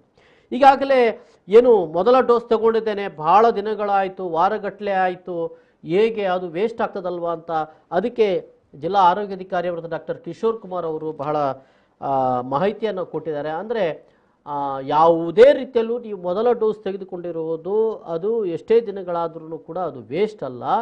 ಹಾಗಂತ ನೀವು ಮತ್ತೊಮ್ಮೆ ನೀವು ಮೊದಲ ಡೋಸ್ ಅಲ್ಲ, ನೀವು ಮೊದಲ ಡೋಸ್ ತಗೊಂಡವರು ಇನ್ನು ಎರಡನೇ ಡೋಸ್ ತಗೊಳ್ಬೋದು. ಎಷ್ಟು ದಿನ ಆದ್ರೂ ಕೂಡ, ಅಂದರೆ ಕೆಲವೊಮ್ಮೆ ಏನಾಗ್ತದೆ, ಇಷ್ಟು ದಿನಗಳ ಒಳಗೆ ತಗೊಳ್ಳಿ ಅಂತ ಇಷ್ಟು ದಿನಗಳ ಒಂದು ಅಂತರವನ್ನು ಇಟ್ಟಿರ್ತಾರೆ. ಆದರೆ ಆ ದಿನಗಳ ಅಂತರ ಹೆಚ್ಚಾಯಿತು ಅಂತ ಹೇಳಿದ್ರು ಅದು ವೇಸ್ಟ್ ಆಯ್ತಂತಲ್ಲ ಅರ್ಥ ಅಲ್ಲ. ಅದು ತಗೊಂಡ್ರೂ ಒಳ್ಳೆಯದು, ಆ ನಂತರವೂ ಕೂಡ ಕೆಲವು ದಿನಗಳ ನಂತರ ಕೆಲವು ವಾರಗಳ ನಂತರ ತಗೊಂಡ್ರೂ ಕೂಡ ಅದು ನೆಕ್ಸ್ಟ್ ಸ್ಟೆಪ್ಪಲ್ಲಿ ತೆಗೆದುಕೊಂಡಾಗ ಕೂಡ ಒಂದು ಕಂಪ್ಲೀಟ್ ಆದಂಥ ಲಸಿಕೆ ತೆಗೆದುಕೊಂಡಾಗೆ ಆಗ್ತದೆ ಅಂತ ಅನ್ನುವಂಥದ್ದು. ಹಾಗಾಗಿ ಎರಡನೇ ಡೋಸ್ಗೆ ಇನ್ನೂ ಕೂಡ ವೆಯ್ಟ್ ಮಾಡ್ತಾ ಇರುವವರು ಯಾವುದೇ ರೀತಿ ಆತಂಕ ಪಡಬೇಕಾದ ಅಗತ್ಯ ಇಲ್ಲ. ಇನ್ನೂ ಕೆಲವು ದಿನಗಳು ಇದ್ದಾವೆ, ಇನ್ನೂ ಕೆಲವು ದಿನ ಅಥವಾ ಒಂದು ವಾರ 2 ವಾರದ ನಂತರ ತಗೊಂಡ್ರೂ ಕೂಡ ತಮಗೆ ಯಾವುದೇ ರೀತಿಯ ಆತಂಕ ಅಪಾಯ ಇಲ್ಲ ಇದರಿಂದ ಅನ್ನುವಂಥ ಒಂದು ಸ್ಪಷ್ಟನೆಯನ್ನು ಜಿಲ್ಲಾ ಆರೋಗ್ಯ ಅಧಿಕಾರಿಯವರು ಕೊಟ್ಟಿದ್ದಾರೆ. ಹಾಗಾಗಿ ಎರಡನೇ ಡೋಸ್ಗೆ ಮುಗಿ ಬೀಳುವಂಥ ಅವಶ್ಯಕತೆ ಇಲ್ಲ. ಒಂದನೇ ಡೋಸ್ ತಗೊಂಡಾಗಿದೆ, ನನಗೆ ಎರಡನೇ ಡೋಸ್ ತಗೊಳ್ಳಿಕ್ಕೆ ನನಗೆ ಆಗ್ತಾ ಇಲ್ಲ ಅನ್ನುವಂಥ ಆತಂಕ ಬೇಡ. ಇನ್ನೂ ಬೇಕಾದಷ್ಟು ಸಮಯಗಳಿವೆ, ಬೇಕಾದಷ್ಟು ದಿನಗಳಿವೆ ಅಂತ ಅನ್ನುವಂಥ ಒಂದು ವರದಿಯನ್ನು ಕೊಟ್ಟಿದ್ದಾರೆ. ನಿನ್ನೆ ನಾನು ಮಾನ್ಯ ಶಾಸಕರಲ್ಲಿ ಇದೇ ಪ್ರಶ್ನೆಯನ್ನು ಮಾಡಿ ತಮಗೇನಾದರೂ ಗೊತ್ತಿದೆಯಾ ಅಂತ, ಅವರು ಕೂಡ ನನಗೆ ಅದರ ಬಗ್ಗೆ ಸ್ಪಷ್ಟವಾದಂಥ ಮಾಹಿತಿ ಇಲ್ಲ ಅಂತ ಹೇಳಿದ್ರು. ಇದೀಗ ಆರೋಗ್ಯ ಅಧಿಕಾರಿಯವರು ಹೇಳಿದ್ದಾರೆ, ಯಾವುದೇ ಕಾರಣಕ್ಕೆ ಆತಂಕ ಪಡುವುದು ಬೇಡ, ಮೊದಲ ಡೋಸ್ ತೆಗೆದುಕೊಂಡವರು ಇನ್ನೂ ಒಂದಷ್ಟು ದಿನಗಳವರೆಗೂ ಏನೂ ತೊಂದರೆ ಆಗುವುದಿಲ್ಲ, ತಾವುಗಳು ಎರಡನೇ ಡೋಸ್ಗಾಗಿ ಇನ್ನೂ ಒಂದಷ್ಟು ದಿನಗಳನ್ನು ಕಾಯಬಹುದು. ಹಾಗಾಗಿ ದುಂಬಾಲು ಬೀಳಬೇಡಿ, ಏನು ತಮ್ಮ ಸಮಯ ಬಂದಾಗ ಬನ್ನಿ ಅನ್ನುವಂಥದ್ದನ್ನು ಹೇಳ್ತಾರೆ. ಯಾಕಂತ ಹೇಳಿದ್ರೆ ಭಾಳಷ್ಟು ಜನ ಇವತ್ತು ಲಸಿಕೆಯನ್ನು ತೆಗೆದುಕೊಳ್ಳಲಿಕ್ಕೆ ಲೈನ್ ಕಟ್ಟಲ್ಲಿ ಬರ್ತಾ ಇದ್ದಾರೆ. ಇವತ್ತೇನು 45 ವರ್ಷ ಮೇಲ್ಪಟ್ಟವರಿಗೆ ಲಸಿಕೆಯನ್ನು ಕೊಡುವಂಥ ಒಂದು ನಡೀತಾ ಇದೆ. ಇಲ್ಲಿ ಭಾಳಷ್ಟು ಜನ ಇವತ್ತು ಲಸಿಕೆ ತೆಗೆದುಕೊಳ್ಳಲಿಕ್ಕೆ ಬರ್ತಾ ಇರುವುದರಿಂದ ಇದೊಂದು ಸಮಸ್ಯೆ ಆಗಿರುವಂಥದ್ದು ಅಂತ ಅನ್ನುವಂಥದ್ದಕ್ಕೆ ಈಗ ಅವರ ಅಭಿಪ್ರಾಯಗಳನ್ನು, ಅಂದರೆ ಜಿಲ್ಲಾ ಆರೋಗ್ಯಾಧಿಕಾರಿ ಅವರ ಅಭಿಪ್ರಾಯಗಳನ್ನು ಕೊಟ್ಟಿದ್ದಾರೆ.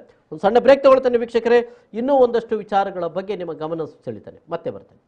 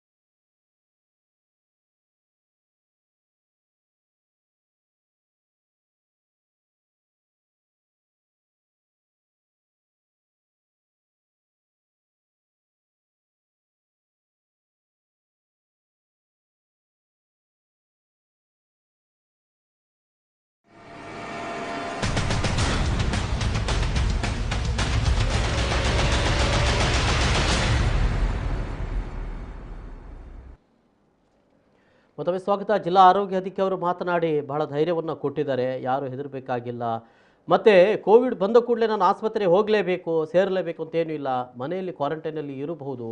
ಅದಕ್ಕೆ ಬೇಕಾದಂಥ ವೈದ್ಯರ ಸಲಹೆ ಪಡೆದು ಬೇಕಾದಂಥ ಮದ್ದುಗಳನ್ನು ತೆಗೆದುಕೊಂಡು ಮನೆಯಲ್ಲೇ ನಾವು ರೆಸ್ಟ್ ತಗೊಳ್ಬೋದು ಅಂತ ಅನ್ನುವಂಥದ್ದು. ಆದರೆ ಎಲ್ಲಿವರೆಗೆ ಕ್ವಾರಂಟೈನಲ್ಲಿ ಇರಬೇಕು ಅಂತ ಹೇಳ್ತಾರೆ ಅಲ್ಲಿವರೆಗೆ ನಾವು ಮನೆಯಲ್ಲಿ ಇರಬೇಕಾಗ್ತದೆ.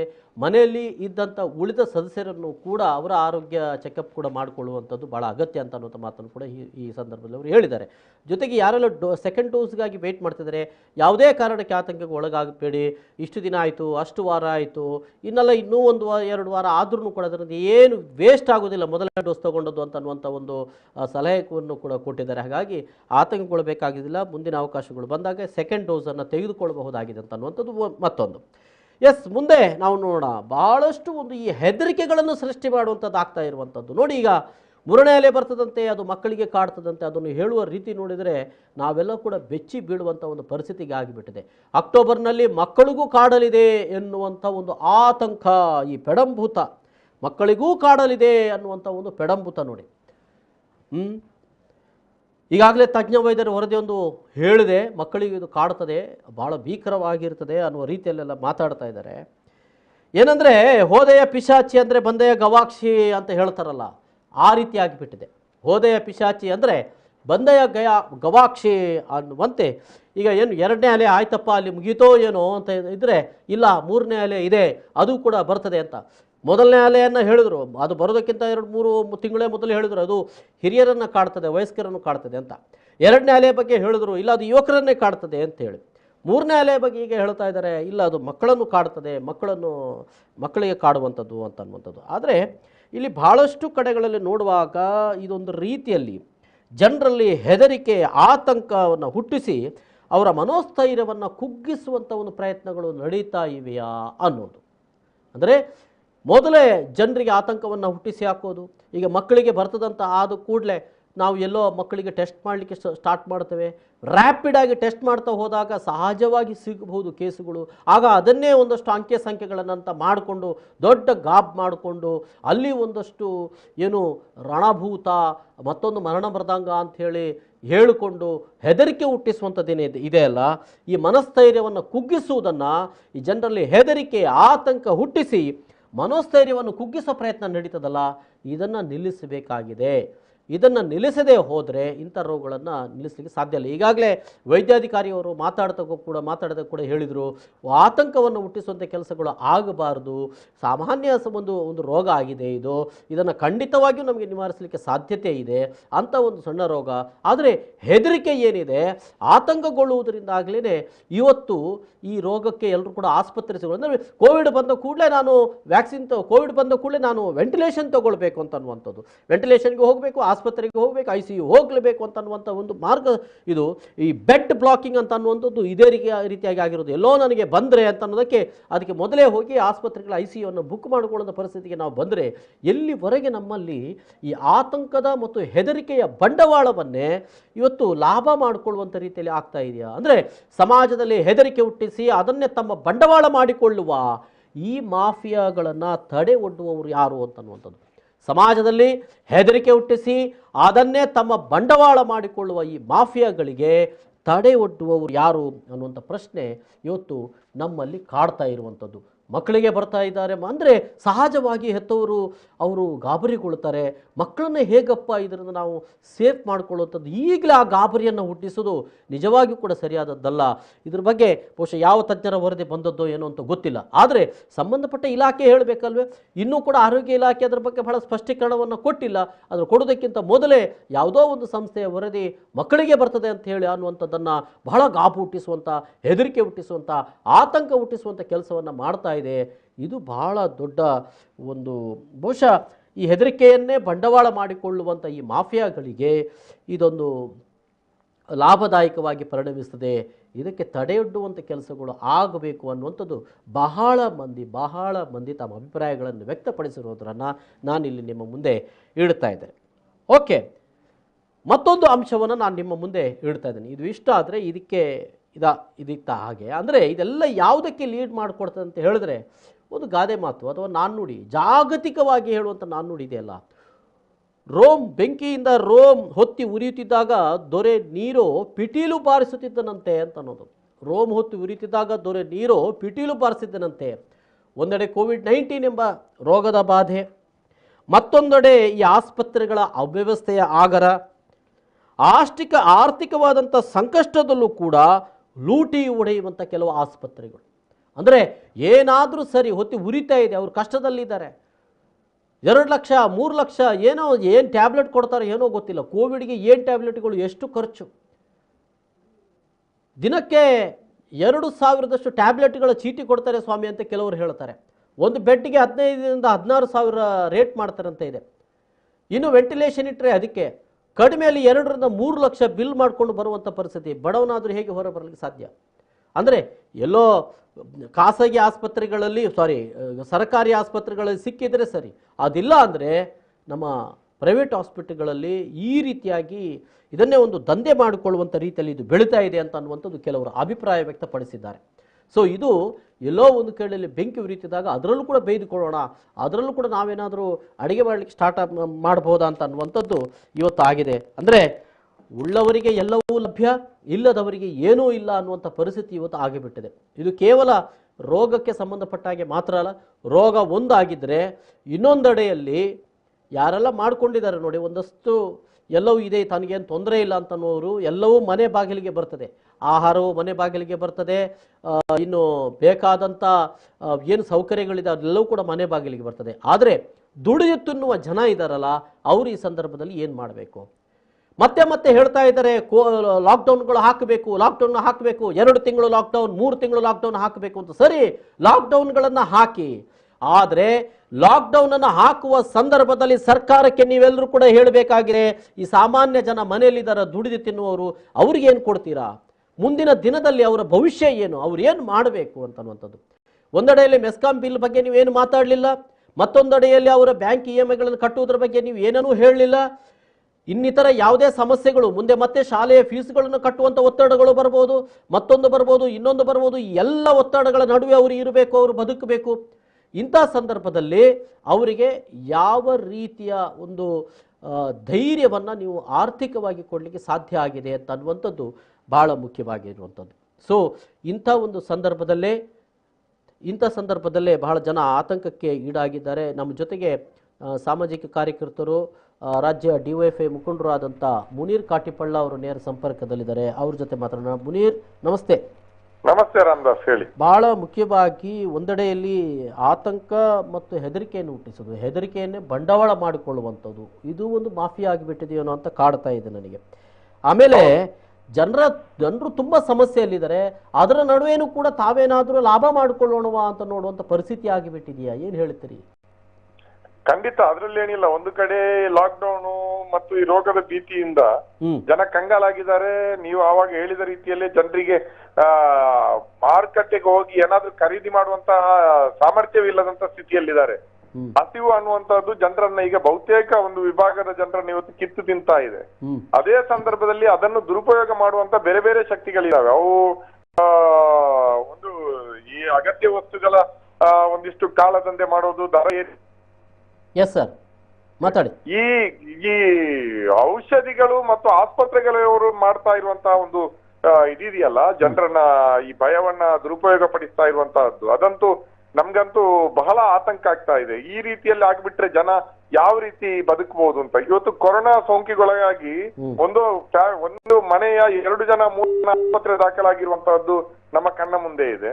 ಹಾಸ್ಪಿಟಲ್ಗಳಂತೂ ವಿಪರೀತ ಬಿಲ್ ಆಗ್ತಾ ಇದ್ದಾವೆ. ನಮ್ಮ ನೋಡಿ, ಇವತ್ತು ಯಾವ ರೀತಿ ಇಲ್ಲಿ ಜನರನ್ನ ಲೂಟಿ ಮಾಡ್ಲಿಕ್ಕೆ, ಇವರ ಭಯವನ್ನ ನಗದೀಕರಿಸಲಿಕ್ಕೆ ನಮ್ಮ ಸಿಸ್ಟಮ್ ಮತ್ತು ಈ ಖಾಸಗಿ ಆಸ್ಪತ್ರೆ ಲಾಬ್ ಇಬ್ರು ಒಟ್ಟಾಗಿ ಕೆಲಸ ಮಾಡ್ತಾ ಇದ್ದಾರೆ. ಒಂದು ಕಡೆ ಜಿಲ್ಲಾ ಆಡಳಿತ ಹೇಳುತ್ತೆ, ಖಾಸಗಿ ಆಸ್ಪತ್ರೆಗಳ 50% ಹಾಸಿಗೆಗಳನ್ನ, ಬೆಡ್ಗಳನ್ನ ನಾವು ಸರ್ಕಾರಿ ಕೋಟಾವಾಗಿ ಪರಿವರ್ತನೆ ಮಾಡಿದ್ದೇವೆ, ಅದರಲ್ಲಿ ಉಚಿತ ಚಿಕಿತ್ಸೆಗೆ ಏರ್ಪಾಡು ಮಾಡಿದ್ದೇವೆ ಅಂತ ಅನೌನ್ಸ್ ಮಾಡಿದ್ರು. ಆದ್ರೆ ಇವತ್ತಿನವರೆಗೆ ಒಂದೇ ಒಂದು ಖಾಸಗಿ ಆಸ್ಪತ್ರೆಗಳಲ್ಲಿ ICU ವೆಂಟಿಲೇಟರ್ ಬೆಡ್ಗಳನ್ನ ಹೊರತುಪಡಿಸಿ ಯಾವುದೇ ಬೆಡ್ಗಳನ್ನು ಕೂಡ ಸರ್ಕಾರಿ ಕೋಟ್ ಅಂತ ಒಂದೇ ಒಂದು ಬೆಡ್ಗಳನ್ನ ಕೊಟ್ಟಿಲ್ಲ ಕೋವಿಡ್ ಪೇಷಂಟ್ಗಳಿಗೆ. ಅದರಲ್ಲಿಯೂ ಕೂಡ ಈ ICU ವೆಂಟಿಲೇಟರ್ಗಳಲ್ಲಿ ಇವತ್ತೇನು ವೆನ್ಲಾಕ್ ಅಲ್ಲಿ ICUಗಳು ಭರ್ತಿಯಾಗಿದ್ದಾವೆ ಅನ್ನೋ ಕಾರಣಕ್ಕಾಗಿ ಖಾಸಗಿ ಆಸ್ಪತ್ರೆಗಳೆಲ್ಲ ICU ವೆಂಟಿಲೇಟರ್ಗಳು ಕೋವಿಡ್ ಪೇಷಂಟ್ಗಳಿಗೆ ಆಯುಷ್ಮಾನ್ ಮೂಲಕ ಉಚಿತ ಅಂತ ಹೇಳಿದ್ದಾರೆ. ಆದ್ರೂ ಕೂಡ ಅಲ್ಲಿಯೂ ಕೂಡ ಇವತ್ತು ಖಾಸಗಿ ಆಸ್ಪತ್ರೆಗಳು ಆ ಮಾಹಿತಿಯನ್ನ ನೀಡದೆ ಈ ಆರೋಗ್ಯ ಮಿತ್ರ ಸಿಬ್ಬಂದಿಗಳನ್ನ ತಮ್ಮ ಜೊತೆಯಲ್ಲಿ ಇಟ್ಕೊಂಡು ಯಾವುದೇ ರೀತಿಯಾದಂತಹ ಸವಲತ್ತುಗಳು ಕೂಡ ಅವರಿಗೆ ಕೊಡದ ರೀತಿಯಲ್ಲಿ ಲಕ್ಷಾಂತರ ರೂಪಾಯಿ ಬಿಲ್ ಮಾಡ್ತಾ ಇದ್ದಾರೆ. ಈಗ ತಾನೇ ಈಗ ನಿಮ್ಮ ಫೋನ್ ಬರೋದಕ್ಕಿಂತ ಒಂದು 5 ನಿಮಿಷ ಮೊದಲೊಂದು ಫೋನ್ ಬಂತು. ಮಂಗಳೂರಿನ ಒಂದು ಪ್ರತಿಷ್ಠಿತ ಆಸ್ಪತ್ರೆಯಲ್ಲಿ 6 ದಿವಸದಿಂದ ಒಂದು ಕೊರೋನಾ ಪೇಷಂಟ್ ಇದ್ದಾರೆ. ಅವರದ್ದು 6 ದಿವಸದಲ್ಲಿ 3 ದಿವಸ ಸಾಮಾನ್ಯ ವಾರ್ಡ್ ಅಲ್ಲಿದ್ರು, ಆಮೇಲೆ 3 ದಿವಸ ವೆಂಟಿಲೇಟರ್ ನಲ್ಲಿದ್ರು. ಅಷ್ಟೊತ್ತಿಗೆ ಅವರಿಗೆ ಒಂದು 3 ಲಕ್ಷದಕ್ಕೂ ಹೆಚ್ಚು ಬಿಲ್ ಆಗಿದೆ. ಅದರಿಂದ ಅವರು ಆತಂಕಕ್ಕೊಳಗಾದ್ರು. ಮತ್ತೆ ನಾವು ಅವರಿಗೆ ಮಾಹಿತಿ ನೀಡಿದ್ವಿ, ICU ಮತ್ತು ವೆಂಟಿಲೇಟರ್ ಆದ್ರೆ ಆಯುಷ್ಮಾನ್ ಕವರ್ ಆಗತ್ತೆ, APL BPL ಅಂತ ತಾರತಮ್ಯ ಇಲ್ಲ ಅಂತ ಹೇಳಿದ್ಮೇಲೆ ಅವ್ರು ಕೇಳಿದಾಗ ಇವ್ರು ಹೇಳ್ತಾರೆ, ನಾವು ಅದನ್ನ ಈಗ ಹಿಂದಿನಿಂದಲೇ ಕಂಟಿನ್ಯೂ ಮಾಡ್ಲಿಕ್ಕೆ ಆಗಲ್ಲ, ನಿಮ್ಗೆ ಆಯುಷ್ಮಾನ್ ಬೇಕು ಅಂತಾದ್ರೆ ಈಗ ಒಮ್ಮೆಗೆ ಡಿಸ್ಚಾರ್ಜ್ ಮಾಡಿ ಮತ್ತೆ ಅವರನ್ನ ಅಡ್ಮಿಷನ್ ಮಾಡ್ಬೇಕಾಗತ್ತೆ ನಾವು ICUಗೆ ಅಂತ ಹೇಳಿದ್ದಾರೆ. ಅದಕ್ಕಾಗಿ ಒಂದ್ಸಲಕ್ಕೆ ಡಿಸ್ಚಾರ್ಜ್ ಮಾಡ್ಲಿಕ್ಕೆ ನೀವು ಈವರೆಗಿನ 6 ದಿವಸದ ಬಿಲ್ಲು 3 ಲಕ್ಷ ರೂಪಾಯಿ ಕಟ್ಟಿ ಅಂತ ಹೇಳ್ತಾ ಇದ್ದಾರೆ. ಅಲ್ಲ, ಉಸ್ತುವಾರಿ ಸಚಿವರು ನಿನ್ನೆ ಹೇಳಿದ್ರಲ್ಲ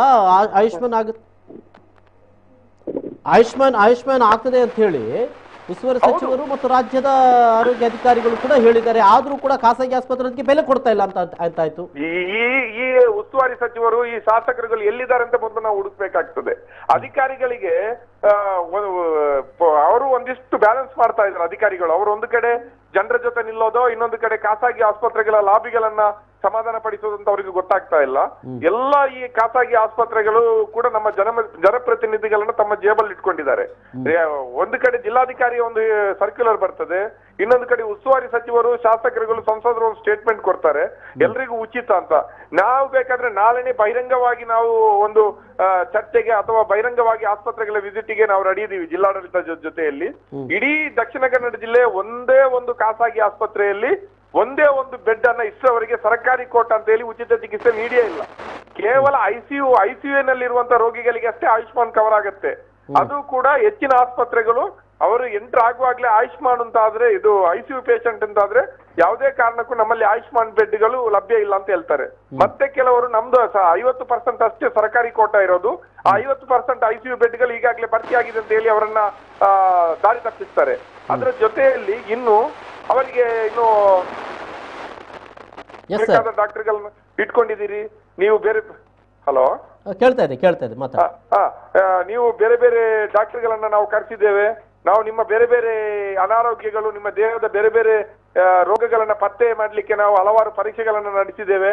ಮತ್ತು ನಿಮ್ಗೆ ದುಬಾರಿ ಆದಂತಹ ಔಷಧಿಗಳು ಬೇಕಾಗ್ತದೆ ಅಂತ ಹೇಳಿ ಆಯುಷ್ಮಾನ್ ಅಲ್ಲಿ ICU ನ ಬೆಡ್ ಇದ್ದು 1.5 ಲಕ್ಷ ರೂಪಾಯಿ ಆಯುಷ್ಮಾನ್ ಅಲ್ಲಿ ಕವರ್ ಆದ್ರೆ 1 ಲಕ್ಷ ರೂಪಾಯಿ ಔಷಧಿ ಮತ್ತು ಇನ್ನಿತರ ಅವರ ಪರೀಕ್ಷೆ ಡಾಕ್ಟರ್ಗಳ ವೆಚ್ಚ ಅಂತ ಹಾಕಿ ಲೂಟಿ ಮಾಡ್ತಾ ಇದ್ದಾರೆ.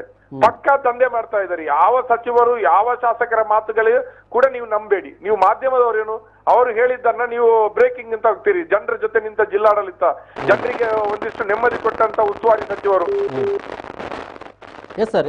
ಹಾಗೆ ಇಲ್ವೇ ಇಲ್ಲ. ಅದಕ್ಕಾಗಿ ಇದು ಒಂದು ರೀತಿಯಲ್ಲಿ ಅಂತೂ ನಾವೀಗ ಒಂದು ಕಡೆ ಜನರಿಗೆ ದುಡ್ಡು ಇಲ್ಲ, ಜೇಬಲ್ಲಿ ದುಡ್ಡು ಇಲ್ಲ, ಹೆಣ ಸುಡ್ಲಿಕ್ಕೂ ದುಡ್ಡಿಲ್ಲದಂತ ಸ್ಥಿತಿಯಲ್ಲಿದ್ದಾರೆ.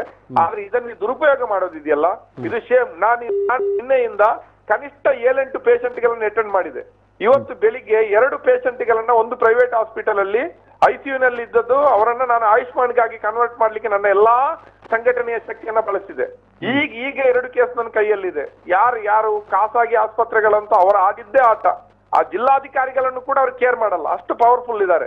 ಅದಕ್ಕೆ ಯಾರು ಕಾರಣ? ನಮ್ಮ MLAಗಳು, ನಮ್ಮ ಉಸ್ತುವಾರಿ ಸಚಿವರು ಒಂದು ಸಲ ಎಲ್ಲ ಹಾಸ್ಪಿಟಲ್ಗೆ ವಿಸಿಟ್ ಮಾಡ್ಲಿ.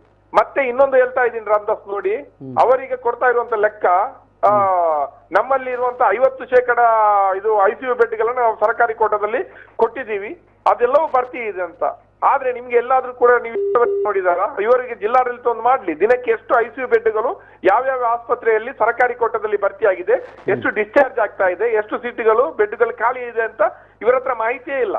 ಇವರ ಹತ್ರ ಒಂದ್ ವೇಳೆ 50% ಸೀಟುಗಳು ಬೆಡ್ಗಳನ್ನು ಇವರು ಸರ್ಕಾರಿ ಕೋಟ ಅಂತ ಇವರು ನಿಜಕ್ಕೂ ಇವರ ಅದು ಪ್ರಾಮಾಣಿಕವಾದ ಇದಂತಾದ್ರೆ ಅಥವಾ ಅದು ನೈಜ ಒಂದು ಯೋಜನೆ ಅಂತಾದ್ರೆ ಇವರೊಂದು ಕೇಂದ್ರೀಕೃತ ವ್ಯವಸ್ಥೆ ಯಾಕೆ ಮಾಡ್ಲಿಲ್ಲ? ವಾರ್ ರೂಮ್ ಯಾಕೆ ಮಾಡಿಲ್ಲ?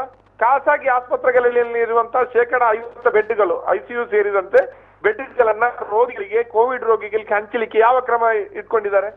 ಯಾವುದು ಇಲ್ಲ. ನೀವು ಅವರ ಏನು ಇದು ಇದೆಯಲ್ಲ, ಯಾವ್ದು ನೋಡಲ್ ಆಫೀಸರ್ಸ್ ಗಳ ಪಟ್ಟಿ ಇದೆಯಲ್ಲ, ಒಂದೊಂದು ಆಸ್ಪತ್ರೆಗೆ ಒಬ್ಬೊಬ್ಬ ಅಧಿಕಾರಿಗಳನ್ನ ನೇಮಕ ಮಾಡಿದ್ದಾರೆ, ನೋಡಲ್ ಅಧಿಕಾರಿ ಅಂತ. ಎಲ್ಲರದ್ದು ಪಟ್ಟಿ ತಗೊಂಡು ಫೋನ್ ಮಾಡಿ, ಎಷ್ಟು ಜನ ಫೋನ್ ಎತ್ತಾರೆ ನೋಡಿ. ಕೆಲವರು ಫೋನ್ ಎತ್ತಲ್ಲ, ಇನ್ನು ಕೆಲವರಿಗೆ ಮಾಹಿತಿಯೇ ಇಲ್ಲ, ಇನ್ನು ಕೆಲವರು ನಾವು ವಿಚಾರಿಸಿ ಹೇಳ್ತೀವಿ ಅಂತ ಹೇಳ್ತಾರೆ, ಆಮೇಲೆ ಕಾಂಟ್ಯಾಕ್ಟ್ ಗೆ ಸಿಗಲ್ಲ. ಆರೋಗ್ಯ ಮಿತ್ರರುಗಳು ಅಂತ ಏನು ಇವರು ಸಿಬ್ಬಂದಿಗಳನ್ನ ನೇಮಕ ಮಾಡಿದ್ದಾರೆ, ಅವರು ಖಾಸಗಿ ಆಸ್ಪತ್ರೆಗಳ ಸಿಬ್ಬಂದಿಗಳ ರಿಸೆಪ್ಷನಿಸ್ಟ್ ಗಳ ಜೊತೆಯಲ್ಲಿ ಕೂಡ್ತಾರೆ ಹೊರತು ಅಲ್ಲಿ ಬರುವಂತ ಕೋವಿಡ್ ಪೇಷಂಟ್ ಗಳಿಗೆ ಯಾವ ಮಾಹಿತಿಗಳನ್ನು ಕೂಡ ಕೊಡಲ್ಲ. ಇಂಥ ಸ್ಥಿತಿ ಇದೆ. ಅದರಿಂದಾಗಿ ಈಗ ಏನ್ ಮಾಡ್ಬೇಕು ಜನ ಅನ್ನುವಂತ ಪ್ರಶ್ನೆ. ಈಗ ನನಗೆ ಇವತ್ತು ಬೆಳಿಗ್ಗೆ ಒಂದು ಫೋನ್ ಬಂತು, ಅದರಲ್ಲಿ ಒಂದೇ ಫ್ಯಾಮಿಲಿದ್ದು 3 ಜನ ಒಂದೇ ಆಸ್ಪತ್ರೆಯಲ್ಲಿದ್ದಾರೆ. ಒಂದೇ ಆಸ್ಪತ್ರೆಯಲ್ಲಿ ಕೋವಿಡ್ ಪೇಷಂಟ್ ಗಳವರು ಒಬ್ರು ICU ನಲ್ಲಿದ್ದಾರೆ, ಇನ್ನಿಬ್ರು ಬೇರೆ ಜನರಲ್ ವಾರ್ಡ್ ಅಲ್ಲಿ ಇದ್ದಾರೆ. ಜನರಲ್ ವಾರ್ಡ್ ಇದ್ದು ಬಾಡಿಗೆ ಎಷ್ಟು ಅಂತ ಆದ್ರೆ ಒಂದು ದಿವಸಕ್ಕೆ ಸರ್ಕಾರವೇ ಕೊಟ್ಟಿರೋ ರೇಟು ಮಾಮೂಲಿ ದಿನಗಳಲ್ಲಿ ಕೋವಿಡ್ ಅಲ್ಲದಂತ ಮಾಮೂಲಿ ಪೇಷಂಟ್ ಗಳಿಗೆ ಆ ಹಾಸ್ಪಿಟಲ್ ಅಲ್ಲಿ 900 ರೂಪಾಯಿ ಒಂದು ದಿನಕ್ಕೆ. ಈಗ ಕೋವಿಡ್ ಪೇಷಂಟ್ ಆಗಿರೋ ಕಾರಣಕ್ಕೆ 10 ರಿಂದ 12,000 ರೂಪಾಯಿ ಸರ್ಕಾರ ನಿಗದಿ ಮಾಡಿದ ರೇಟ್. ಸರ್ಕಾರವೇ ಲೂಟಿ ಮಾಡ್ಲಿಕ್ಕೆ ಅವಕಾಶ ಕೊಟ್ಟಿದೆ. 2 ಪೇಷಂಟ್ಗಳು ಆ ರೀತಿಯಲ್ಲಿದ್ದಾರೆ, ಇನ್ನೊಂದು ಪೇಷಂಟ್ ICU ಅಲ್ಲಿದ್ದಾರೆ. ಹಂಗಾದ್ರೆ ದಿನಕ್ಕೆ ಅವರು 50 ರಿಂದ 60,000 ರೂಪಾಯಿ ಈಗ ಒಂದು ಹಾಸ್ಪಿಟಲ್ ಕಟ್ಟಿಗೆ ದುಡ್ಡು ಇಡ್ಬೇಕು. ಈಗ ನಾನು ಏನೇನೋ ಬೆಳಿಗ್ಗೆ ಒತ್ತಡಗಳನ್ನ ಹಾಕಿ ಸರ್ಕಸ್ ಮಾಡಿ ICU ನಲ್ಲಿರುವಂತ ಪೇಷಂಟ್ ಅನ್ನು ಈಗ ಆಯುಷ್ಮಾನ್ ಆಗಿ ಪರಿವರ್ತನೆ ಮಾಡಿದೆ. ಈ ಕೆಲಸವನ್ನು ಯಾರು ಮಾಡಬೇಕು? ಯಾಕೆ ನಮ್ಮ ಜನಪ್ರತಿನಿಧಿಗಳು ಇಂಥ ಆಸ್ಪತ್ರೆಗಳಿಗೆ 7 ಜನ, ನಮ್ಮ ಜಿಲ್ಲೆಯಲ್ಲಿ 8 ಜನ ಶಾಸಕರುಗಳಿದಾರಲ್ಲ, 7 ಜನ ಆಡಳಿತ ಪಕ್ಷದ ಶಾಸಕರುಗಳಿದಾರಲ್ಲ, ಇವರು ದಿನಕ್ಕೆ 2 ದಿನಕ್ಕೆ ಒಂದ್ಸಲ ಜಿಲ್ಲಾಧಿಕಾರಿಗಳ ಜೊತೆ, ವೈದ್ಯಾಧಿಕಾರಿಗಳ ಜೊತೆ, ಸರ್ಕಾರಿ DHO ಜೊತೆ ಮೀಟಿಂಗ್ ಮಾಡೋ ಬದಲು ದಿನಕ್ಕೆ ಇವರು ಹಂಚಿಕೊಂಡು ಒಂದು 2 ಆಸ್ಪತ್ರೆಗಳಿಗೆ ಹೋಗ್ಲಿ, ಖಾಸಗಿ ಆಸ್ಪತ್ರೆಗಳಿಗೆ, ಅಲ್ಲಿ ಚೆಕ್ ಮಾಡ್ಲಿ ಜನರ ಸ್ಥಿತಿ ಇದೆ. ಯಾಕೆ ಮಾಡಲ್ಲ? ಇದು ಇರೋದು. ಇದರಿಂದಾಗಿ ಇಲ್ಲಿ ನನ್ಗೆ ಎದ್ದು ಕಾಣುವಂತ ವೈಫಲ್ಯ ನಮ್ಮ ಜನಪ್ರತಿನಿಧಿಗಳು. ಎಸ್ ಸರ್, ಇದು ಆಕ್ಚುಯಲ್ ಪರಿಸ್ಥಿತಿ. ಧನ್ಯವಾದ ಮುನಿಲ್ ಕಟ್ಪಾಳ್ ಅವರೇ, ಥ್ಯಾಂಕ್ ಯು. ಎಸ್, ನೀವು ನೋಡ್ತಾ ಇದ್ದೀರಿ, ಅಂದರೆ ಈಗಲೇ ಈ ರೀತಿಯ ಸಮಸ್ಯೆ ಒಂದೆಡೆಯಲ್ಲಿ ನಾವು ರೋಗ ಬಾಧಿತರಾಗಿರುವಂಥ ಸಂದರ್ಭದಲ್ಲಿ ಈ ರೀತಿಯ ಪರಿಸ್ಥಿತಿ, ಆರ್ಥಿಕವಾದ ಜಂಜಾಟದ ನಡುವೆ ಯಾರಾದರೂ ಆಸ್ಪತ್ರೆಗೆ ನಾವು ಸೇರಿಸೋ ಅಂದರೆ ಕೆಲವೊಮ್ಮೆ ನಮ್ಮ ವೈದ್ಯರುಗಳು ನಾವು ಅನಿವಾರ್ಯವಾಗಿ ಸರ್ಕಾರಿ ಆಸ್ಪತ್ರೆಗಳು ಬಿಟ್ಟು ಖಾಸಗಿ ಆಸ್ಪತ್ರೆ ಸೇರಿಸೋ ಪರಿಸ್ಥಿತಿಯಲ್ಲಿ ಇಂಥ ಒಂದು ತೊಂದರೆಗಳನ್ನು ನಾವು ಎದುರಿಸ್ತಾ ಇರ್ತೇವೆ, ಆರ್ಥಿಕ ಸಂಕಷ್ಟ ನಡುವೆ ಅಂತ ಅನ್ನೋದು. ಇನ್ನು ಸರ್ಕಾರ ಯಾವುದೇ ಪ್ಯಾಕೇಜ್ಗಳನ್ನು ಘೋಷಣೆ ಮಾಡಲಿಲ್ಲ, ಜನಸಾಮಾನ್ಯರು ಏನು ಮಾಡೋದು ಅಂತಿದ್ದಾರೆ. ಸೊ ಇದಕ್ಕೆ ಇನ್ನೂ ಕೂಡ ಆ ಪ್ರಶ್ನೆಗೆ ಉತ್ತರವನ್ನು ಕೂಡ ಸಿಕ್ಕಿಲ್ಲ ಅಂತ ಅನ್ನುವಂಥದ್ದು. ಓಕೆ, ನೋಡೋಣ ಮುಂದಿನ ನೀವು ಎಂದೆಂದಿಗೂ ನಿಮ್ಮೊಂದಿಗೆ ಕಾರ್ಯಕ್ರಮದಲ್ಲಿ ಮತ್ತೆ ಮತ್ತೊಬ್ಬರ ಅತಿಥಿಯ ಜೊತೆಗೆ ನಾನು ನಿಮ್ಮ ಜೊತೆಗೆ ಭೇಟಿ ಆಗ್ತೇನೆ. ಅಲ್ಲಿ ತನಕ ನೋಡ್ತಾ ಇರಿ V4 ನ್ಯೂಸ್. ನಮಸ್ಕಾರ.